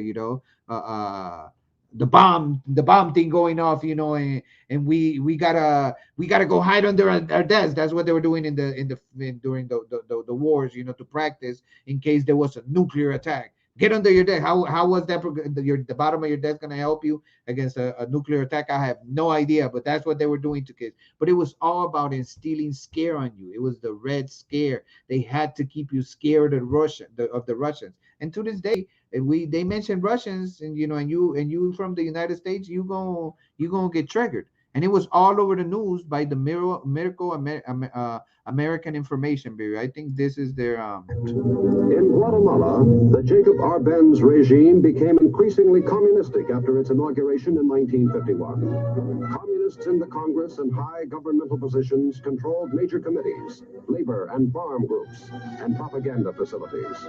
They agitated and led in demonstrations against neighboring countries and the United States. So come on, get out. So they pretty much flooded the whole media with all this fake news of how there was about to be an outpost of Russians right a couple hours away from the United States border, and that led to Operation PVS Success, which was uh, the dethroning of Arbenz, which was the Guatemalan president that that was about to take the company of the fruit company out of Guatemala and take all the land back, and hand it back to the people. The dude was going to hand it back to the people, but it says the reality of what Bernays was doing was not just to demonize the Arbenz regime. He was part of a secret plot. President Eisenhower had agreed that the U.S. should topple the Arbenz government, but secretly. The CIA was instructed to organize a coup. Working with the United Fruit Company, the CIA trained, armed a rebel army, and found a new leader for the country called Colonel Carlos Castillo Armas. The CIA agent in charge of this coup was Howard Hunt, later on becoming one of the Watergate burglars. If you don't know about the Watergate burglars, I suggest that you look into it. It's very, very deep. You guys got anything you guys want to add, Brother McKinley or DeCalico? You, you know what, man? It's just You said absurd. me. That we're getting trapped in this same cycle over and over again. And the tactics that they used back then, and how efficient it is. It seems that we can talk about this constantly. And while you were presenting it, I thought of, like, examples throughout time where it was like, oh, that was the same thing. They did that then. They did that then with this country. They did that then with that country. And how do we break this? That's my question. How do we stop? So it goes from doctors, women, men, politicians, right? That's what it seems like, the order that they're following: doctors, women, men, politicians. And somewhere along there, we're gonna have to figure out how to break that cycle. you know Yeah, most definitely, most definitely. But terror campaigns. What is on me? That was my bad. The last two. No, go Went to that. go go ahead, brother Calico. All right. Terror campaign. What the United States government seek was to have a terror campaign to terrify U.S. citizens in particular, but in particularly while destabilizing and bringing the country of Guatemala to its knees from within. As planes flown by CIA pilots dropped bombs on Guatemala City, Edward Bernays carried on his propaganda campaign in the American press. He was preparing the American population to see this as the liberation of Guatemala by freedom fighters for democracy. They know how to paint that picture. And like my brother McKinley always point out, that's called gaslighting. You Right, know, right. They gaslight it. It's like, here we come to save the day. And they made it seem like, like a liberation of Guatemala, and they celebrated how democracy. They put it all over the place. Celebrate America. We freed Guatemala, and they're gonna be a way better country now, and everything. And they don't went over there and dropped bombs on us and everything else, destroyed everything to let us know, hey, the fruit company's staying here and ain't shit you could do about it. Now you either gonna get down or you gonna lay down. If you lay down, you're gonna stay down. So it was a terror campaign, just like what they did in the Middle East. It was a terrorist campaign.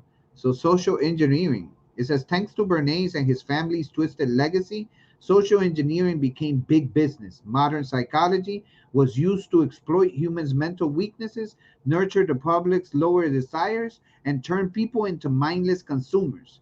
In the context of information security, social engineering is the psychological manipulation of people into performing actions or divulging confidential information.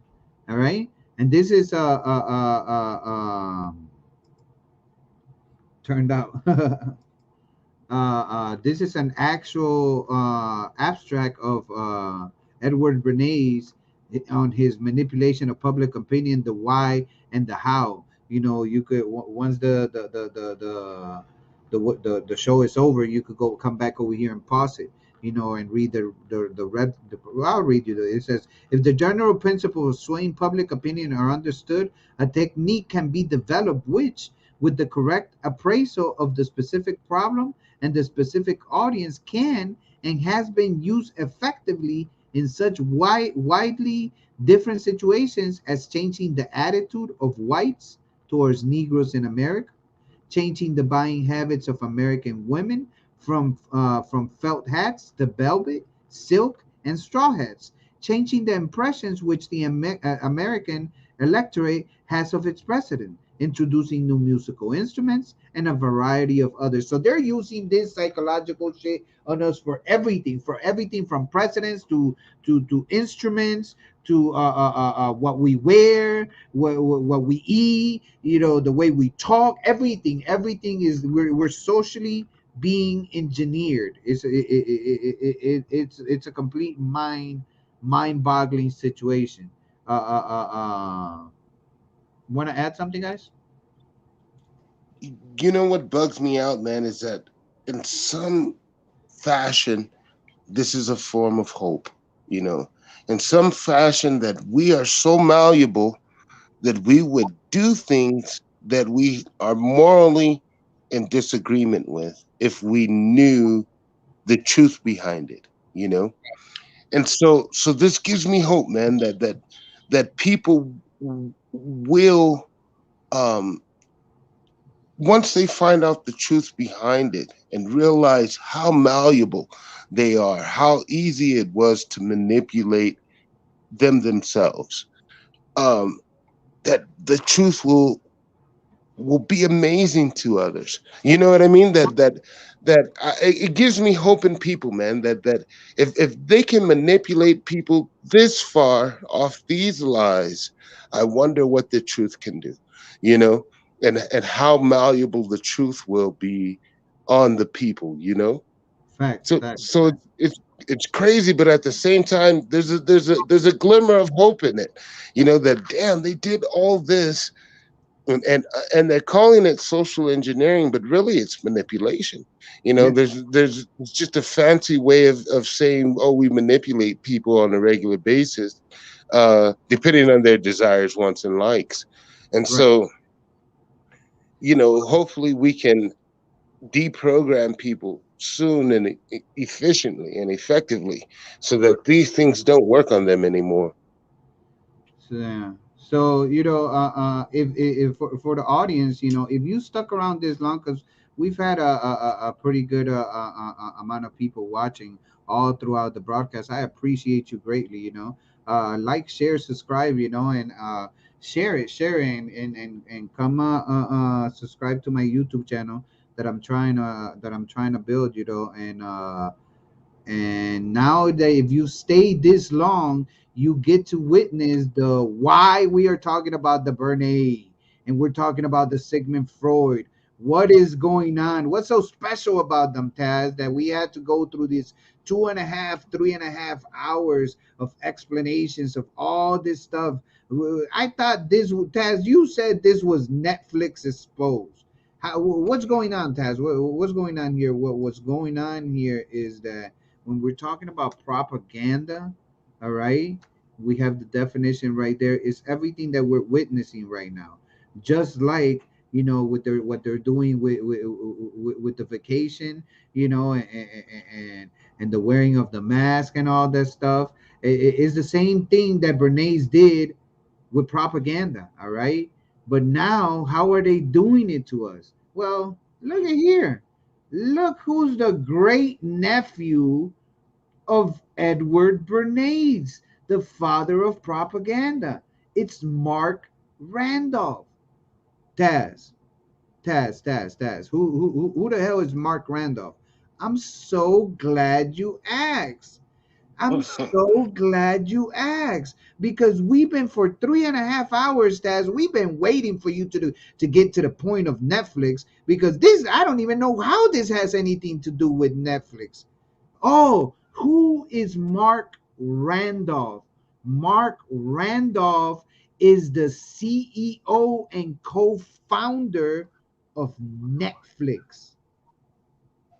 Mark Randolph is, his parents are Stephen Bernays Randolph. All right, he is part of the Bernays family. Mark Bernays Randolph is an American tech entrepreneur, advisor, speaker, and environmental advocate. He is the co-founder and first CEO of Netflix. It says Mark Bernays Randolph, born April 29, 1958, advisor, speaker, and environmental advocate. He is the co-founder, a serial entrepreneur, helped found the U.S. edition of Macworld magazine and the computer mail order business McWarehouse and Micro Warehouse. Randolph now serves on the board of Looker Data Sciences. He left Netflix and now works for Looker Data Sciences. And who is that? That's Google. It's Google. Expect a presentation where I'm gonna bust a hole in Mark Randolph ass, and how he's affiliated with Google, and how they're tracking us, and what he's using with how he's using his technology against us. And Chubby Shorts. Randolph was born to a Jewish family in Quapaqua, New York, the oldest child of Stephen Bernays Randolph, an Austrian-born nuclear engineer, and Murray Lippick of Brooklyn, New York. Some of Randall's paternal great grand uncles was psychoanalyst pioneer Sigmund Freud, and his great uncle Edward Bernays. Edward Bernays. All right. So now that we are aware of who it is that we have, but Taz, Netflix is not that bad. Oh, they're not that bad, huh? Let's see the birth of Netflix. For millions of Netflix, it is the de facto place to go for movie and TV streaming. According to sites like Fortune.com, its services alone constitute about 15% of all the world's internet bandwidth. Let me make that clear to you. Netflix represents 15% of the entire world's bandwidth.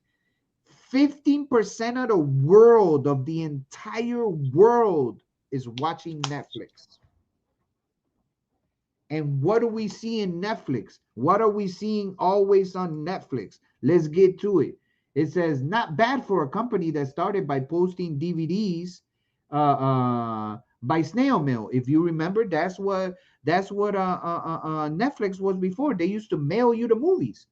You will pick the movie you want, and and it'll come in the mail. When you're done watching it, you get to keep it for like a week or something like that. You send it back. Oh, okay, I remember that one, Taz. Netflix was the first founded in August of 1997 by two serial entrepreneurs, Mark Randolph and Reed Hastings. The company began out in Scott Valley, California, and has grown to become one of the world's leading internet entertainment platforms. Whoa. Broadcast TV replays. One of you gentlemen want to take this one? You want to take this one, Calico? Or McKinley, whichever one, it don't make a difference. Or I'll continue to read. There's only like I three. got you. Go I ahead. got you, Cadet. Broadcast TV replace. It's Netflix world. We're all just living in it. Netflix released its first quarter subscriber figures, as you might expect in a new global society where so many people are stuck at home. The numbers were massive. Netflix has more than 183 million global customers after adding more than 15 million in the quarter. The subscription video service also released numbers on how many households watch some of its hit series, and the numbers are jaw dropping. 85 million households watched at least 2 minutes of Netflix original movie Spencer Confidential.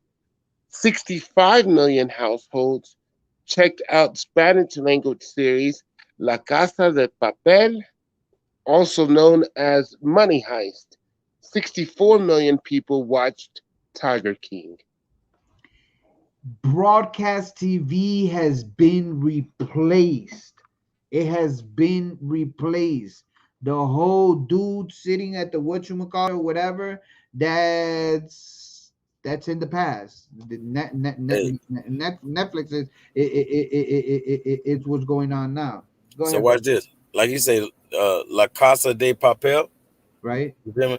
I try to get people to understand, like when we say the Tower of Babel.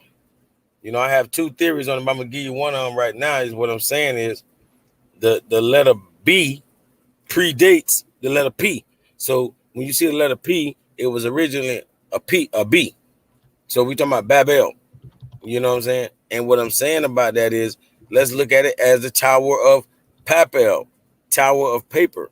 Then that would make it La Casa de Papel. You feel me? So Right. Netflix or broadcasting all this that you're talking about is essentially the Tower of Babel. You feel me? And it needs to fall. It needs to fall. It needs to fall. So broadcast TV has been being replaced. But let's look at some of the content in Netflix. We start with 13 Reasons Why. You want to take this one, Brother Calico? Yeah, in 13 Reasons Why, Netflix was accused of romanticizing suicide. Due to a recent increase in teenage suicides, the Netflix show was associated with a 28.9% increase in suicide rates among U.S. youth ages 10 to 17 in the month of April 2017, following the show's release after accounting for ongoing trends in suicide rates. According to a study published in Journal of the American Academy of Child and Adolescent Psychiatry, the study was conducted by researchers at several university hospitals and National Institute of Mental Health, the NIMH, part of the National Institute of Health. So now, how do you have that much power where you don't you do you have many people haven't read it. I have, Hey, have hey, you read the story of Romeo and Romeo and who? Juliet? Oh, I just said Yeah. Zodiac. I'm like, wow, Romeo and Zodiac. I ain't never heard of that one. No, Yeah, Romeo. man, that's one of my favorite stories. I read Okay. that story. Do you know that that story is not allowed to be read in a grammar school? That is high school material. You have to be in high Right. school material because of the storyline of the suicide But trend. Because when the book was introduced, there was a lot of people that was doing that dumbass shit. I want to die together with you. I love you forever. Our parents don't want us together. If we can't be together, nobody could have us. Plat, slice their throat, slice their wrist, or whatever. The same thing that was happening with 13 Reasons Why. How is this company allow that much influence over our youth, 10 to 17 years old? Yeah, ridiculous. I mean, the human mind, they know how it works, and Right. they are Hold on, definitely into programming. Right. hold on, You guys. know? Wasn't there a Netflix movie about like little girls twerking? We That's about all to I. get into that. We Yeah, about to get into cuties. all that. That's Yeah. the Netflix. That's this Netflix. That's the Sigmund Freud effect. Is Right. what That's the Sigmund Brother Freud Taz effect, is saying. right? But go ahead and read this one, Brother Calico, since you Yeah, it's associated with suicide, right? The number of deaths by suicide recorded in April of 2017 was greater than the number seen in any single month during the 5-year period examined by the researchers. When researchers analyzed the data by sex, they found the increase in the suicide rate was primarily driven by significant increases in suicide in young males, while suicide rates for females increased after the show's release.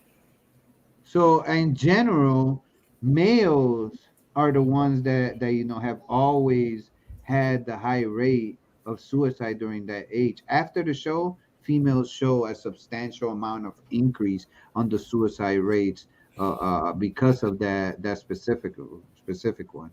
Now, let's talk about how Texas indicted Netflix.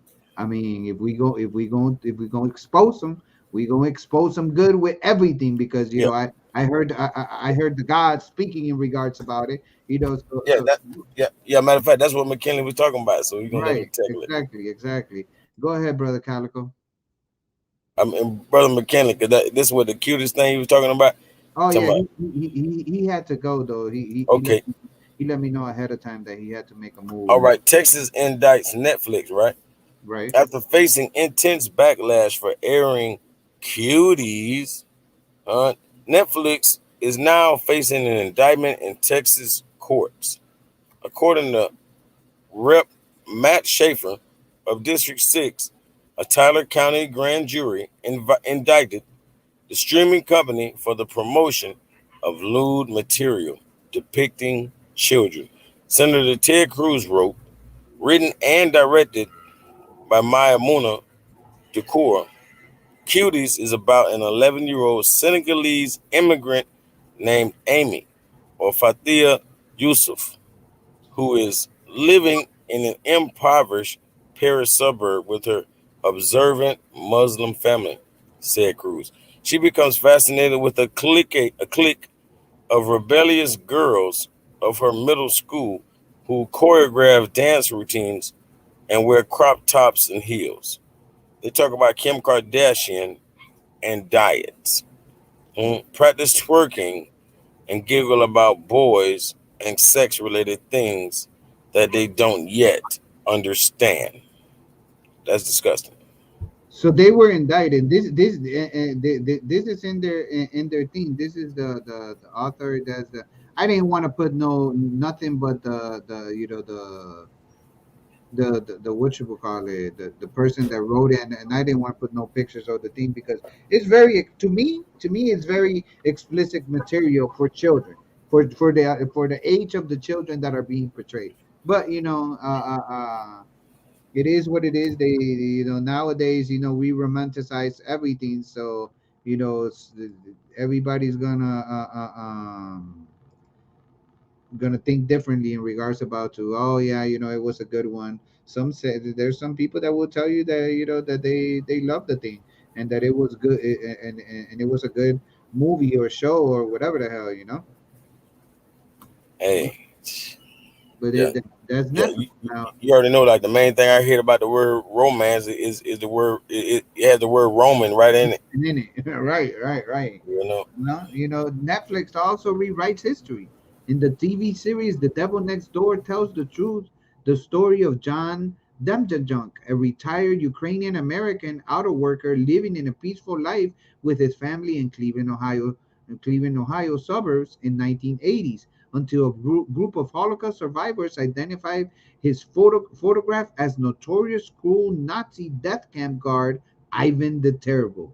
But some maps in the documentary were criticized by Prime Minister Morawiecki on Monday, that's the Prime Minister of Poland, on Monday for implying that Poland existed at the time as an independent nation with its post war borders. The PM has said it suggested the country could share responsibility for the atrocities committed at the camps during World War II. This element of the devil next door is nothing short of rewriting history. So they were using the wrong pictures to that depicted they were using a map that depicted Poland.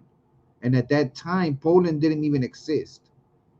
That's a manipulation because now that has the possibility of everybody saying, well, damn, so Polish motherfuckers be on that Nazi stuff, huh? And they had to change that. They had to they made changes because of those maps. You know what I'm saying? But there's also the sexualization of children. All right. It says Netflix is in hot water with many conservative Christians over a new Brazilian Christmas comedy special called The First Temptation in Christ, which depicts Jesus as gay. Nearly 1.8 million users have signed a change.org petition for the 46-minute Portuguese language special to be removed from Netflix. This isn't the first time that Netflix has had conservative backlash. The streaming giant also faces criticism for the animated superhero drag queen series Super Drags, which is a cartoon, which you can see right here on the bottom left hand corner. And if you want, that's three drags right there, and it says time to tuck what? So there is subliminal messages in these cartoons. These are cartoons. These are cartoons for children. Superhero drag queen series Super Drags and the Argentinian movie Desire, which critics argue depicts child pornography because a young girl accidentally experiences an orgasm.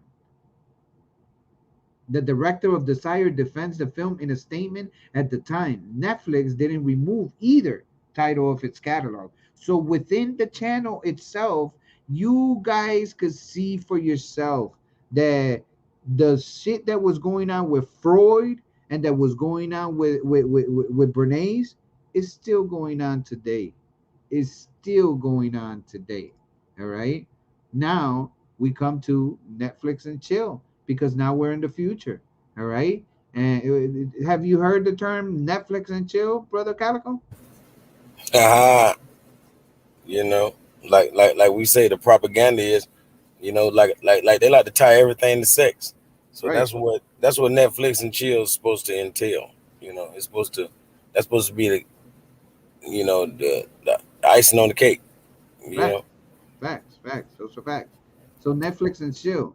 Go ahead, take it, brother. This is the last slide. yeah. Recently, in teenage internet circles, the phrase Netflix and chill has been inescapable. It's a phrase that means roughly hooking up, wink, wink. Hmm. But it's a lot more complicated than that. Netflix and chill is a classic case of social media fueled semantic drift. It began as a plain descriptive phrase. Can't wait to leave work so I can watch Netflix and chill. Mm? And stayed that way for several years before acquiring a loose sexual connotation. Want to come over for Netflix and chill? And eventually becoming a known code phrase. He said he loves me, but I know he just wants to Netflix and chill. Some trend, huh? Yeah, some trend, huh? Right. That's some trend right there. So we see that that Netflix and chill, it has a lot of sexual innuendo behind it as of right now, and uh, it's horrifying to know that this material is being propagated to our children. And yeah, I laughed at the time to tuck. Yeah, Gemini 9. I laughed as well. I'm not even gonna deny it when I seen it, because I was like, these these motherfuckers really have these catchy ass names to, to sexualize these new cartoons that they have or whatever, but it is what it is. I can't, talk too much, because I'm not gonna sit here and lie. I have a Netflix account, and for as long as we all keep doing this, we're part of the problem, because we're making sure that this company, because it stays a giant company, you know it's right. We have to tuck our feelings now. I mean, I can't talk too much about it, but the truth is the truth, and it must be said, and I just want to thank everybody, because we had a substantial amount of people stay with us throughout the whole show, and I appreciate that, appreciate Brother Calico, for taking the time, but like they say in Warner Brothers, that's all, folks. And this is the end. Now we need to we turn off our TVs, because we reached the end of Netflix, and pick up a book and read. Because you know what they say. If they want to hide something from us, they gonna put it in a book. Because they know we ain't gonna want to read. If we continue to allow Netflix to become bigger than what it already is, and we continue to be part of the problem, then at times we can't really, complain when we are adding fuel to the fire. All right. I hope you guys enjoyed the presentation. It took a good amount of months for me to gather all the information together. As you can see, it took us almost 4 hours. I appreciate everybody um that came, and shared.